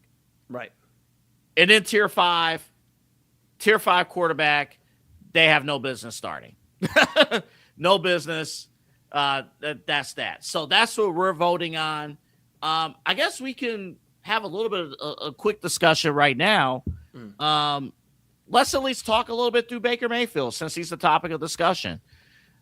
I did see on our team, and I'm not going to give away who has voted so far. Right. I did see a couple ones for Baker Mayfield. Nah. I don't. I think there's too many limitations. I think the situation always has to be right. I don't think Baker can go to a situation anywhere in the NFL and automatically make the team he's on playoff contenders. Now, the question in my mind is Baker Mayfield a tier 2 quarterback or a tier 3 quarterback? Right. Yeah. I mean, I don't want to give away my answer, but I mean, I feel like, I guess I will. I'll reveal mine, but I will not reveal any of my other quarterbacks. You got to tune in Sunday main event. That's it. I'll say tier 2. I'll say he's tier 2. He's a guy who's won playoff games, AA. I mean, we got to give him that. Like, yes, situations got to be a little ideal, but like, let's not, another guy, and we won't get into his tiers or anything like that tonight, but Sam Darnold. Like, he didn't have an ideal situation. Yes, he played well, but look at a lot of his games. 1 touchdown. I mean, yes, he had 4 or 5 touchdown game here or there. A lot of it was the running game, the defense. I mean, it was a team effort. So I think that's a lot of guys that kind of have to have at least an ideal situation to a degree. I think Baker, though, is a guy who's, again, beat Philadelphia in the playoffs, has won a playoff game, beat Pittsburgh on the road. I know it was 2020, the COVID, I get it, but he won against Pittsburgh. That is something that doesn't happen here in Cleveland, in playoffs for that. You have that. He was close to an AFC championship game. He's been close to it. I mean, but again, we've talked about it. I believe you could be a top 10 quarterback and an elite quarterback, or right below elite, which is tier 2, and not get to a Super Bowl and kind of cap out at that second round, maybe conference championship game. That's where I think Baker is. I'll reveal that. That's my only one I'll reveal until Sunday. But I think Baker Mayfield is tier 2. Yeah, and again, Baker's tough. I would say tier 2. I think I voted tier 2 for Baker Mayfield. I have to check, but yeah, because again, he was an MVP candidate for a reason. That was not a fluke. Right. The start of the season was not a fluke. I'm not going to penalize him losing his offensive line basically last year. I'm not going to penalize him for that. But the key this year, what is he going to do without Mike Evans? He doesn't have as many weapons. So what is he going to do in those situations? But Baker has, and again, we're using 2026, but there is part history with this.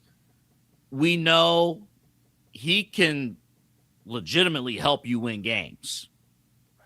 Right. The consistency, that's why he's tier 2, not tier 1, because the consistency may not be there. But it's an interesting conversation that we're short of time of having, but I think that's Baker is one of the interesting ones that's in there. Both Shedeur Sanders and Deshaun Watson's on this list because we put down all quarterbacks who we are either going to start or in contention to start. Mm-hmm. So I believe there's only Eli. I think there's 4 teams that have legitimate quarterback battles. Right. Obviously, here in Cleveland, we're one of them, and I think ours is the most unpredictable of the 4. But they're all on there. Yeah. I will point out, I have only one tier 5 quarterback. I think I know who it is. You want to take a guess who it is? Am I okay? All right. Well, maybe I may be able to spoil one more before Sunday. I believe tier 5 is Jacoby Brissett. No. I don't have him in tier 5. Okay. I have Deshaun in tier 5. I mean, that's fair. If you only have one, I guess I wasn't thinking that. It definitely is probably Deshaun Watson, but I'll be real. I guess I kind of ruined mine a little bit. I have him and Brissett in the same tier. I think they're ironically enough, they both at some point have been Browns quarterbacks. That's the craziest thing. The Jacoby Brissett thing's been very interesting because, he got it. He got somewhat of a new contract. But it's like, hey, I put up these numbers. I put up all this. What was your win-loss record? Yeah, Arizona was getting that ass whooped. Your garbage time put it up some time. Come on, dude.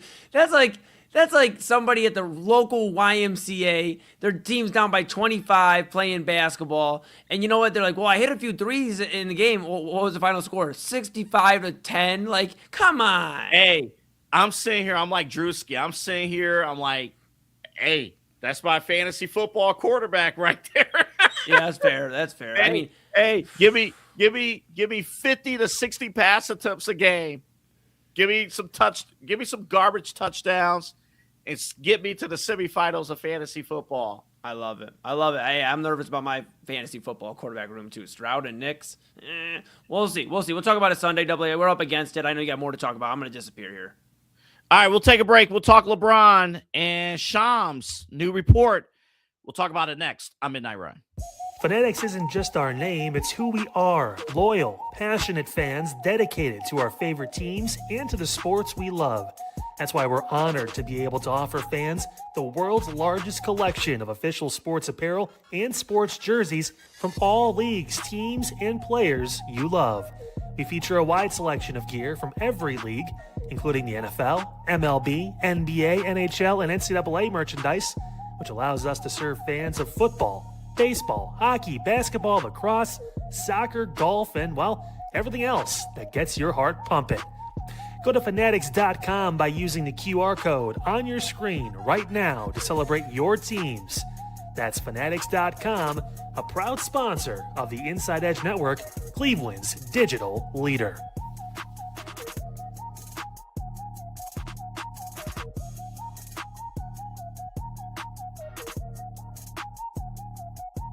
Small business owners are superheroes, but nowadays running your business means doing so inside your shop and on social media. That's why you should make Omega Video Marketing your sidekick.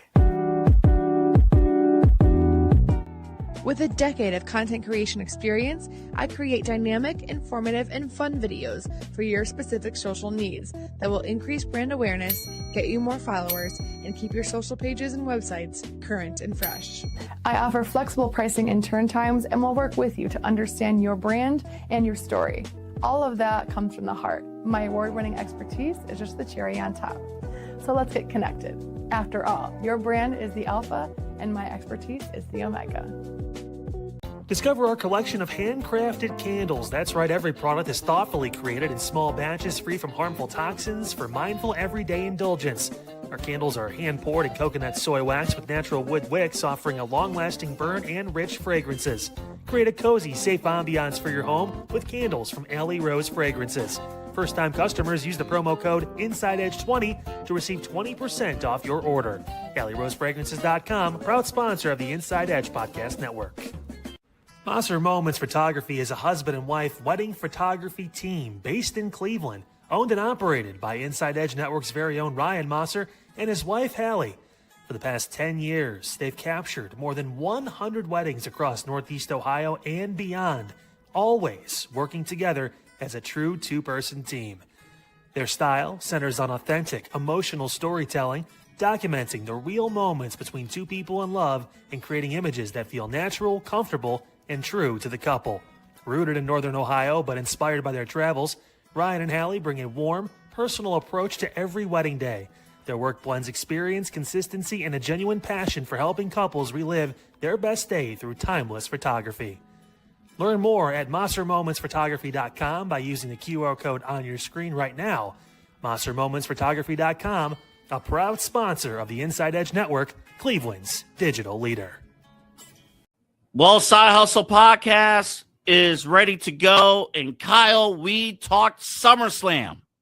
We did, and we're going to have the results this coming Friday morning. A nice little 4 to 5 days to really, marinate with what the fuck happened over the weekend when it came to SummerSlam. I mean, did, Seth and Roman hold weight? Was it a true grand finale to that feud that's, over a decade plus in the making? Is CM Punk still champion? Did Nick Aldis, show up and show out, and his one chance turned into a golden opportunity? There's going to be so many questions that need to be answered. Plus, Evander had some interesting things that we were going to talk about, too, when it comes to just overall, lists and things. We haven't done lists in a long time on this program. I think it's been months and months and months. So we'll throw one of those at your guys' way, too, this coming up. Yeah, we cannot wait. The Side Hustle Wrestling Podcast, only here on the Inside Edge Network. Clean energy, bold flavors, and no jitters. See why people won't shut up about Dubby. Clean energy, no jitters or crash. Whether you're starting your workday or getting ready to exercise, Dubby Energy helps you lock in and focus. With over 15 flavors to choose from, you can't miss. Order W Energy right now by using the QR code on your screen and use the promo code InsideEdge10 to receive 10% off your order. W Energy, your energy-focused sponsor of the Inside Edge Network, Cleveland's digital leader. Hey guys, awesome programs today here on Unfiltered. Got into a lot, including that Canton house explosion. The video is kind of insane. You have to watch it.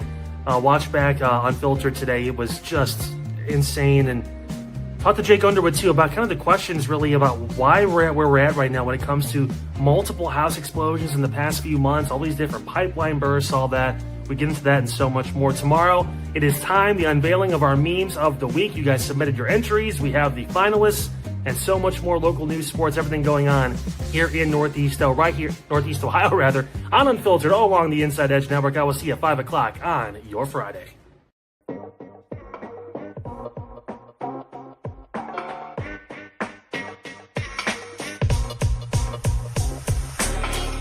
This is Midnight Run on the Inside Edge Network.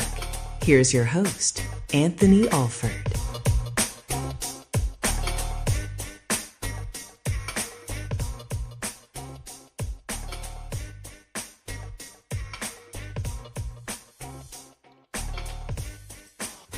All right, welcome back to the show, everybody. We have some breaking news on the basketball front involving LeBron James and Shams and the Game Time, Game Over, Game Whatever podcast. I think it's Game Time podcast. Yeah, it's just crazy. Yeah, it's just craziness there. Here is Shams revealing some information that we didn't know about LeBron and who he met. He only met with one team. Take a look. Yo, it's not a breadcrumb. It's a loaf of bread. Now, you tell me, Rich, if I'm right or wrong. Is it the Cavs front office group, Kobe Altman, Brandon Weems, the Gilbert family, Grant Gilbert? Okay. What are you referring to? What happened? Meeting with LeBron in Akron in early July. Is that the loaf of bread you're talking about? Early July? Wait a minute. How did you know about that? I couldn't say, So you thought this got by Shams, but he has all the details. I thought it got by Shams because like he never said anything to me about that. Nobody knew about that. That did not get out nowhere. Nobody knew about that. Why was this not reportable? Why did you not time. report it? So in real time, the integrity aspect matters more than anything because this was information I was told by multiple people on background, off the record. This was something that ethically I couldn't report because, one, it wasn't told to me in a way that I was able to have reporter go double check and triple check. It was told to me off the record. If someone says, hey, I can tell you on background, but this is off the record, and you agree to that, then you can't burn them. And I report that. That's journalistically unethical. As we spoke about earlier on this show, like for me, responsibility is important. Being upfront is important. Ethically doing the job the right way. My job is to tell the truth, but also if it's off the record and it's being told like this isn't reportable. Right. But if you talk about and if I did that, you're burning the source. And the other side of it is also this is, the history of LeBron in Cleveland, and what he means to that organization and, something like that. And that's probably why it was told to me off the record, right? Because if that were, something that got out, I do think in real time it does lead on a little bit. So people get their hope. Now, let me just share this, and that's courtesy of the Game Over podcast. Eli told me to say it right one time. The Game Over podcast. Look, first off, from a journalistic standpoint, listen, ladies and gentlemen, everybody knows things that are not shared over the air in some way, shape, or form. Everybody knows stuff. That's why, that's why people are very careful if they're in-house, whether it's camp, whether it's, any sport. People are very careful because Shams is right. If people will tell you stuff when it's correct to report it, they'll report it. But if it gets out, like, forget about it, right? Forget about it. If, that's on you and you burn that bridge and that's your career. I honestly think, again, being an insider, being a reporter is one of the worst jobs in sports media because you got to be on top of everything. People tell you everything, but you can only report it when you're supposed to report it. And plus, too, people don't know the meaning of journalism anyway in 2026. So beyond that makes it tough. Real quick on LeBron. If we believe that information to be true, that he only met with the Cleveland Cavaliers, I'm going to take my foot off the gas on LeBron. He at least gave the courtesy. They met.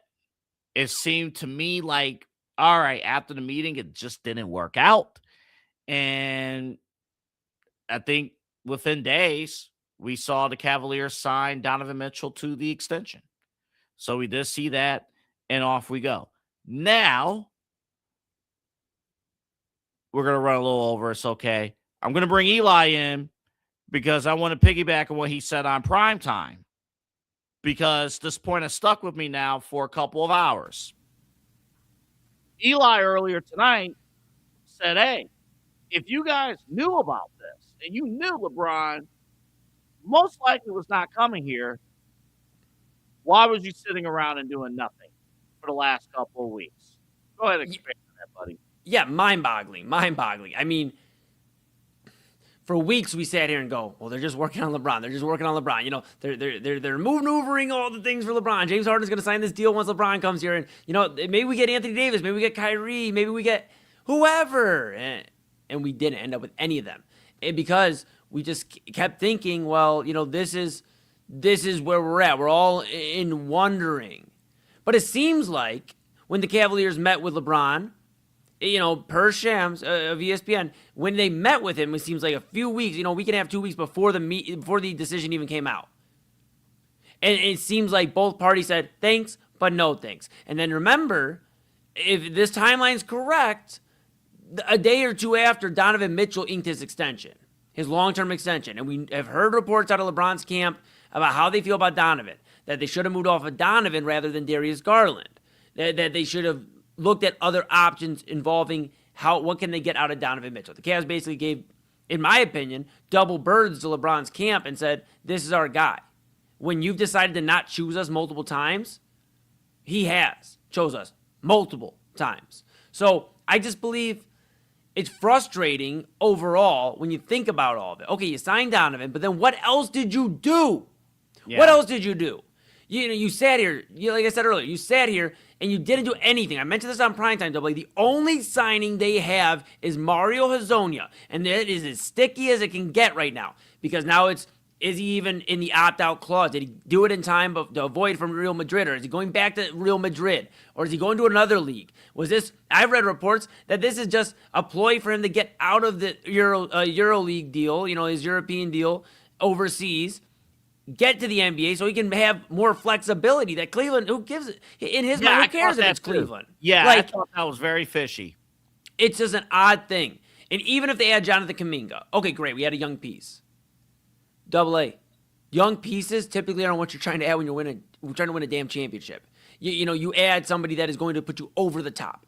Jonathan Kuminga was on a team that once won championships in Golden State, and they didn't view him strong enough there to put even in the rotation. And he had a good second half in Atlanta, and I think he could be promising here in Cleveland. But championship? Let's stop that discussion right now. Unless, I've heard murmurs and wishful thinking of Kevin Durant. Come on, man. Can we please stop? Like, this is just what it is. The Cavs Guardians this offseason. They are okay. Team. Yeah, they're okay resting on their laurels. Buy some season tickets. They're going to be in the playoffs. Like I said earlier, I still think they're a top 4 or 5 team in the East. I know we may differ a little bit on that. I still think when it's all said and done, they will be a top 4 or 5 team in the East. But that's a second round exit again, or an Eastern Conference Finals exit again. Like, that's where we're at, and it's just so frustrating. Why weren't they doing anything? Why? Why, if you knew you were cool on LeBron, why didn't your focus shift to, I don't know, Jaylen Brown? Because he wasn't traded 2 weeks ago. Mm-hmm. Let's remember, I think that was, a week and a half ago? So there were still things out there. You could have went for it. And Brian Windhorst from ESPN has mentioned that if the Cavs wanted Giannis, if they wanted Jaylen Brown, they could have got him. But they picked Evan Mobley over both. Which is confusing because it's like, okay, Evan Mobley, I rock with the guy. He better average 25 and 12 next year. And like 2 blocks per game. Like, that's the expectations the Cavs are now putting on this guy. You know, we could talk about, okay, are we being fair to Evan Mobley? You know, maybe don't put that expectation on him. You know, maybe we look to move him. Now that the Cavs have doubled down and said, you know, we'd rather have you over Giannis. We'd rather have Evan Mobley. Okay, all right, okay. I mean, we'd rather have Evan Mobley over Jaylen Brown. Okay, that's like, we'd rather have Evan Mobley over almost anybody. I don't even know how many untouchable players are in the NBA anymore because I thought LaMelo Ball was untouchable up until this past month. Yeah, this is where I'm at. I don't understand how Evan Mobley, and I rock with them, is where they are drawing the line in the sand and saying we are gonna rest on our laurels and hope this works out. There's nobody out there though, bro, that they can get that puts his team over the top. Unless they shock us all this week, we fall over wherever we're sitting down at, and Kevin Durant or somebody else walks in this door. But let me burst that bubble. It ain't happening. And I think too, I will say, some of the in-season trades that fans have wanted, I think circumstances have stopped those trades, but it doesn't explain the inactivity after July 4th weekend. Correct. It just doesn't. And we're going to find out quick. Again, I show you the NBA Cup. And I know the NBA Cup doesn't have much legitimacy, but in terms of group play, you have all championship contenders in our group. Right. We're going to face them all in November, late October and November. So you're going to learn real quick where we stand against our competitors.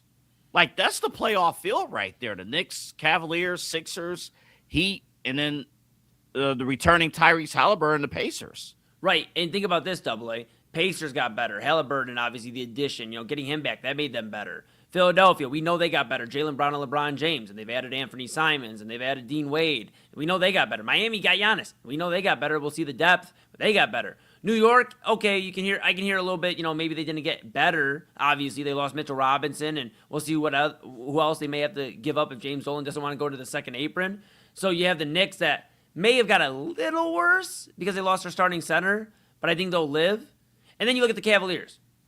And I used my own imaginary whiteboard earlier, but if you just follow me here on the imaginary whiteboard, the Cavs lost Dean Wade to Philly.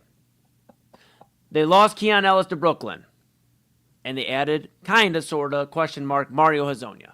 How do you feel about this offseason? They have gotten worse. They didn't even just stay stagnant. They've got worse. They didn't even keep their own guys. And here's the kicker. I said it earlier tonight. James Harden still hasn't signed a contract. Still hasn't done so. Dude, isn't that weird? I'm sorry to interrupt. Isn't that weird? You brought it up. I mean, it's Draymond signed his to Golden State. That's what I'm saying. Like, if it was a matter of there has to be, there has to be. Is there any smoke with the Kevin Durant thing? That's it. That's the only thing I could think of. I mean, I'll be honest. If it happened, which I think is a pipe dream, if it happened, he'd be a great fit. He's a scoring wing. And listen, this Eastern Conference, again, that group we just showed, just a group, it's an arms race. So maybe a KD is somebody you do need to think about. No, but you're right. Probably not, but. No, it's probably not happening, but you're right. And we can sell it on the chemistry, right? James Harden started his career with Kevin Durant in Oklahoma City. So there is there. So maybe Harden's like, dude, okay, LeBron didn't work out. Let me make a call to KD. We're still tight. Let me make a call and see what I can do. And if not, I'll ink this deal. Maybe that's what it is. Maybe he's making one more attempt to keep the money open for Kevin Durant. Because if not, I'm at 80% he's still Cavalier. But let me tell you this. If we are here, which we will be every Monday through Friday, midnight, and of course 10 to 1, 3-hour stream. But if we are here Thursday on the Inside Edge Network and James Harden still hasn't signed as a Cavalier, my percentage of him signing here is now at 50-50. If we're here next Thursday and he still hasn't signed. It'll drop. It will definitely drop. We might talk about Kevin Durant a little bit more tomorrow. I do want to get on the Blue Jackets thing. We'll do that tomorrow because I want to give that some time. We are going to end the show. And actually tomorrow, it's going to be like broadcaster heavy tomorrow because I want to talk a little bit about the Baseball Hall of Fame. Joe Buck, also Paul Hoynes. They were both inducted to the Hall of Fame. I know it happened last weekend, but we've been busy. We haven't had time to get into that. Yeah. I want to talk about that coming up tomorrow. And what's going on with the Blue Jackets. The radio TV simulcast, terrible thing for fans and for sports and for what we do in broadcasting. We need time to get into that. We're going to end the show with I think it's a new segment. We're just going to do at the end of every show, this or that. Patrick Mahomes has survived 2 episodes of the Side Hustle. Wow, wrong show. I taped that today. Of Midnight Run. Oh, man, I can't wait for the weekend. Survived 2 episodes of Midnight Run. It's a choice of, do you pick this or that? It doesn't have to be quarterback versus quarterback. So what did we do the other day? We did Monday was Patrick Mahomes versus Joe Burrow. Yeah. And then Tuesday, you remember what we did Tuesday? Yeah, it was Patrick Mahomes versus Popeye's Chicken. That's right. Now, today, we took yesterday off. Now, today, it's going to be Patrick Mahomes versus a food item. Okay. But this particular food item, there's a little history behind this. Red Baron Pizza. Now, Red Baron Pizza, you typically see, at your local grocery store. They do a pretty good job with like small pizzas and stuff, pepperoni, meat lovers, supreme pizza. They do a pretty good job of stuff. Yeah. Now, they are celebrating their 50th anniversary of business. Okay. And in honor of them celebrating their 50th anniversary, they are offering a 50-topping pizza. 50 toppings. If you're curious about how can you get 50 toppings, let Morgan Chomps from YouTube explain. Trying Red Baron's 50-topping Supreme Pizza. Red Baron has sent me the supremest pizza ever with literally 50 toppings. So let's see if this is actually good or way too much for our taste buds. I baked this pizza at 400 for a little under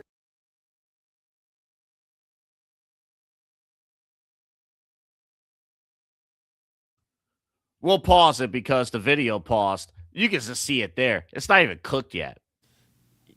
That's a lot going on, man. That is a lot. 30 minutes. The crust was definitely starting to be done before the toppings. This 50-topping pizza is in honor of Red Baron's 50th. The video is overloaded by all the toppings, AA. It just can't. Birthday, which kind of makes me want to. That's. I'm skipping to the end here. You get the idea. It's 50 toppings. Is that carrots? Is that carrots? So I loaded in the photo. Let's see if we can get the photo here real quick. Here it is. So look at that. That looks. So 50 different toppings for the Red Baron pizza. Oh, now it wants to play. Okay, we're done. So let me see some of the items here. I'm looking at it on the other screen here. So let's see. Spinach, bacon, tomatoes, jalapeno, onions. Okay. Yellow peppers, parsley. Okay. Diced pepperoni. Dried onions. Okay. Crushed red peppers. Yep, there's carrots. Oh my God. Mexican style sausage. Okay. Spinach. Okay. Roasted red onions. Roasted mushrooms. Turkey beef pepperoni. What? Pineapple, Uh-huh. jalapeno,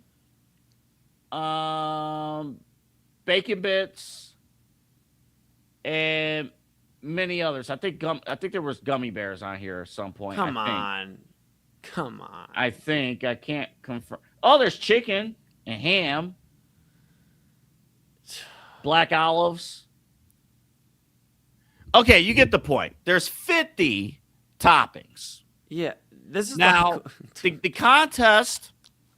This is free pizza. You got to go on their website, fill out a form, and I think if you fill it out, and I don't know if it's a contest or what, but you fill it out, and they'll send the pizza to you for free. But it's the 50 topping pizza. This reminds me, I was with my mom earlier. She reminded me, last night when we were getting ice cream. She goes, "Remember when we used to go to Dairy Queen after baseball games when you were younger, and you would just get everything in your sundae, everything. You'd be like, can I get a hot fudge sundae? But can I get this and this and this and this and this?" And then I would eat about 2 bites of it and let it just melt and just all over my hands, and I would throw out pretty much an entire large hot fudge sundae. This is the pizza version of what I was doing at Dairy Queen when I was younger. What? I mean, like carrots? Carrots? Yeah. Oh, double A, I'll just put the question up, dude. I don't even. For me, Mahomes moves on. I mean, like, absolutely. This made my stomach hurt. Like, just looking at this and watching. Oh my goodness, my stomach hurts. Like, dude, I don't understand how somebody could eat this and be like, "Yum, I can't wait to have this for lunch." Like, what? You're gonna be on the toilet the rest of the day, dude. Like, hopefully you work from home so you have quick access. Because my goodness, you're not picking this, are you? You're not picking this. No, obviously not. Like, we're bringing back Smash or Pass, by the way. And in that element of the segment, this would be a hard pass. Yes. This will be a, what are we doing? Yeah. I pick off Supreme pizza toppings. So there is no universe where, is free by sweepstakes. There are 10 winners. I don't think anybody wins here. Sorry, Red Baron. I mean, Red Baron has done good for 50 years. They have been in their leaves at our grocery stores. If you're not going with some of the other frozen pizzas, like this is one of the top of the top. Like this is one of those ones. And then this is like LeBron signing with Philadelphia. You had a great legacy, and then you just screw it up at the end. Does it even properly cook? If you have that many toppings, oh my stomach! Does the pizza you put it in the oven? Does it even properly cook? No. I mean, no. Is gonna be awful. The cheese is gonna be awful. And think about all the flavors it's soaking up. Like, think about the carrot juice and oh my god, carrots and onions and imagine you get a carrot jalapeno bite. Imagine you're biting, you get a carrot jalapeno bite. Like, oh my god, dude. And I hate pineapple on pizza. Let me just be clear. I hate pineapple on pizza. So, I mean, that alone disqualified this thing. But then, even if this was not on a pizza, and all this was on in a bowl, oh my god, ain't no way I'm eating that. No, that's like what you serve to your neighbor if you don't like your neighbor. Hey, we made you a jamboree. Welcome to the neighborhood. Like, this is what you serve. So we have problems in this country with explosive diarrhea. And then we have companies frying condoms in their chicken and putting pineapples and carrots and gummy bears on their pizza. Yeah, we need Dr. Cornell. Where's Quadel X? Yeah, Quadel X. That's right. And Dr. Dr. Candace Matthews. That's right. We need them on the case. Damn it. Oh man. It's like they have no idea what's going on. They don't know. It's like, Dude. what are we doing? And some poor person, whoever it is gonna get this as like their birthday present, or like, they're having a party and they're having a kickback or something. And like, man, we have a great pizza for you. You're excited, and they don't tell you what it is. You get to the party, you see this, and you immediately walk out. It's like the Grandpa Simpsons meme where he puts the hat on and walks in, and immediately puts the hat back on and walks out. Like, that's what this is, dude. Oh my goodness. Now, final question. Yeah. Would you? Patrick Mahomes is moving on. We could take the banner down. Yeah, for sure. Patrick, we'll see you tomorrow night. Patrick Mahomes. Yeah. But are you taking this pizza or the Houston Popeyes chicken with the condom? Okay, this pizza. I mean, come on, dude. That ain't even a question. That is not even a question, brother. Because guess what? This might make your stomach hurt, but you may not wake. With the other one, you may wake up with some diseases you don't want. For those who don't know, we'll briefly play it for you. Here's what happened down in Houston. Call the GM, need to call the owner, need to call corporate. He even had to go brothers to the and sisters. emergency room behind Be careful what you eat in this Popeyes. I would not be ordering none of this damn chicken. The chicken is coming with used condoms in it. The chicken had used condoms in it. Don't you order none of that chicken. Get your money back. My concern is if you eat this chicken, you might want to decide if you want to swallow or spit. Yeah. But that's how sick and nasty it is eating this damn Popeyes. The boy went to the emergency room. We got everything. Police report, everything. Y'all better go to another Popeyes chicken. So if you they choking chickens in here. If you like eating chicken with condoms in it, step right on up and get your 2-piece for special. Make sure you get a Trojan special. Step right on up. And they thought it was funny. Matter of fact, we'll show you the video. Where's that video? I got it right here. Y'all come take a look at the video. Come look at it. All you customers. He's got to break it out. Look at it. Look. Condom in the chicken. Look. Look at this nasty, filthy shit. Look at this. You don't know whose DNA you chewing on in Popeyes today. Look at this sickness. Look at this. Show them. Look at this. Y'all better get y'all money back. Look at this. You can tell the condom was fried and cooked in the chicken. Look at this. So I'm wondering if it's lifestyle. This is crazy. Take a look at this. Look at this. Back, sister. Don't get the chicken. Freaky? Somebody's in the back doggy style of the chicken. They doing some freaky stuff. Need to be careful getting this chicken up here. They doing more than choking chicken. They punking chicken, popping it up. Oh my goodness! And that was down in Houston, dude. The only thing Popeyes. The only thing that can make this pizza worse is if there was a used condom in it. At this point, what's stopping them?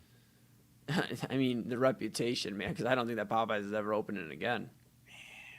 We're going to have an update tomorrow on what's happening with that Popeyes. If we had any results, we could take that pizza down. Yeah. Get that. Yeah, get that shit out of here. Get that out of here. Get that out of here. I don't care if it's free. I don't care. Do I do it on behalf of the show and enter the contest? If you do, I will try it with you. Okay. But we are gonna need like trash cans visibly near us. I know Red Baron's loving this pitch. They're like, should we do it on behalf of the network? Yeah, we'll take the L. I'll be a team player on behalf of the network. I'll fill out an application. You know what? I'll support you. I ain't filling an application out because what if we both win and we get 2 of these things? I'm the wrong person to do this too. I'm a picky eater as is. So am I, bro. So am I, man. Like onions are a no-go. I was mentioning earlier. Onions is a no-go. Yeah, like, dude, dried onions and diced onions. Put that photo back up there for a second. I'll give you every topping that's a no-go, and it's like 90% of it.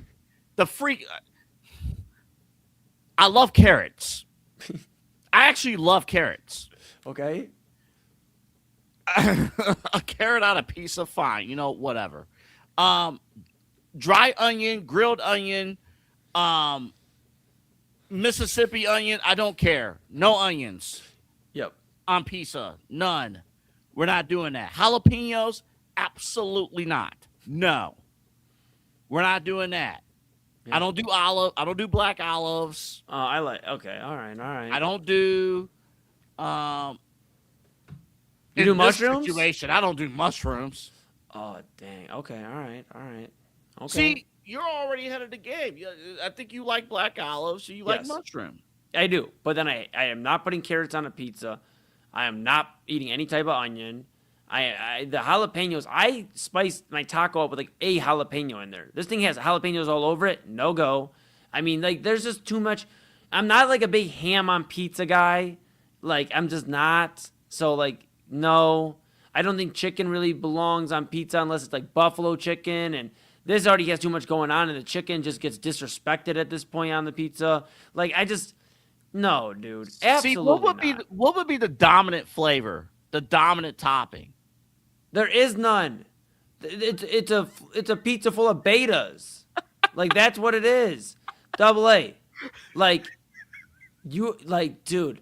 Like, I don't think you'll eat food the rest of the week. No. It's not even just a slice. They're giving you a whole pizza. And it's a big-ass pizza. It's not even just like a normal large. It's a beast of a pizza. I don't even know how this pizza was. I mean, how would it smell? Bad. I don't know. Not good. Not good. Imagine every flavor on that pizza hitting your nose at once. Oh. Spice, but also spice from the jalapeno, but also like stench from the onion. And then you're getting the carrot. You're getting that little carrot smell, like there's a carrot somewhere. And then pineapple. Now you got the smell of like, sweet. Oh my! I'm getting sick. I'm actually visibly getting sick. I was gonna eat the rest of this cheesesteak after the show. I think I'm gonna wrap it up and eat it for lunch tomorrow. I am visibly getting sick on the show right now. Damn you, Red Baron. You've done so well. 50 years. So what happens? Look, we talk all the time about make sure you take care of yourself so when you're older you don't make mistakes. And you can be proud of it. And Red Baron, for 49 years, you've done a damn good job. Yeah. In the 50th year, it's like you went senile. Like you don't know what you're doing no more. You know what happened, right? What? They were watching like Adult Swim, getting high, whatever. They're up at this time at night, getting high and stuff, and it's like, boy, what if we did this? And then what if we? How about we try this? Or they're in a partnership. Some idiot out there is going to eat all this. AA. Or they're in a partnership with like wipes or toilet paper right now. It's got to be like Do-Right wipes or something. Something like they're like, how can we make these people shit so we can get more money on the back end, literally, with the partnership. And it's Red Baron. And they have good pizza. They do. Like that ain't one of them. You know what? I might become more of a DiGiorno guy, and I like DiGiorno. I might be more DiGiorno at the grocery store moving forward just for this. You can't move. You can't just turn a blind eye to this. Like, really? Really? Red Baron. More like Red Bullshit right now. Like, come on, man. Come on. I thought the worst thing I saw when I was off, took the day off and, was getting back ready to rock, was that Mario Hezonja may not even be a Cavalier. And I'm not even excited about him being a Cavalier. And then you present this. I didn't present it. The Red Baron presented it. Yeah, you're right. No. They supplied it. You've brought it to the midnight hour at Midnight Run. And now you've sat here and broke down how disgusting. I mean, AA. Well, first off, I'm glad to be back. Missed everybody, but goodness gracious, bro. I may not eat till tomorrow night after seeing that. I mean, there's got to be like 2 toppings on that you love. Sure, and you know what I would do? Order a 2-topping pizza with those 2 toppings that I love. Yeah. Just give me, you know what? Just give me, if you want to do like a 20-topping meat lovers pizza, fine. Sure, but this is like, nobody likes going in the community pool all like that. This is like the community pool of pizza. Everybody's allowed in. Yeah. Hey, let's mix every sauce that you have on your wings, on your chicken. Every sauce. Like what's exactly? What's next for the pizza? Are they going to put like half, a quarter of his pizza sauce, a quarter of his Alfredo sauce, some of it's, a cheese sauce underneath? I mean, come on, man. Look, what Don't give them ideas. Don't give them ideas.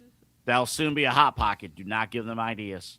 I mean, dude, if it's taught us anything, we need to start cooking more at home. That's what we've learned today. Yeah. Well, if this thing with Autumn and phone number guy works out. I can't believe that story. I'm sorry. I cannot believe that story. Phone number guy. I can't believe it. Hey, man. Hey, we appreciate all the listeners, man. We appreciate all of them. And I'll take Skyline Chili over that pizza any day of the week. You're right. Any day of the week. Their entire menu I would take over that pizza. Now, let me ask you this. Would you eat the green, like the St. Patty's Day Skyline Chili over this? No. Well, no. Would you eat the greens? You said anything. Would you eat the green Skyline Chili? Like the here's the St. Patty's Day official. Here's the green noodles and the slop, or would you eat this pizza? I'll suck it up. I'll do the Skyline. I'll suck it up. Because I think it's just like food coloring, but the fact that it's green noodles and the chili's already a little sloppy. Oh my goodness. They have good chili. They closed the 2 locations here in the area. Yeah. There was one in Ridge Park Square. Yeah, they closed it, but I'm disgusted. I am too. No more. I don't words. think there's a single thing about any topic from today's show that I liked. Well, let's see. You talked about Baker Mayfield bitching and moaning about Tampa and his contract. Cavs ain't doing nothing after hearing, LeBron. Oh, we talked 3 weeks ago. You just didn't know about it. Oh, we just sat on our ass for 3 weeks and did nothing. Okay. And now that pizza. Dubs. You know what? You know what I say we do? We regroup. We get ready for a big Friday. And forget that this should ever even hit our airwaves. There comes a point of time where you just say, we're done. Let's try again tomorrow.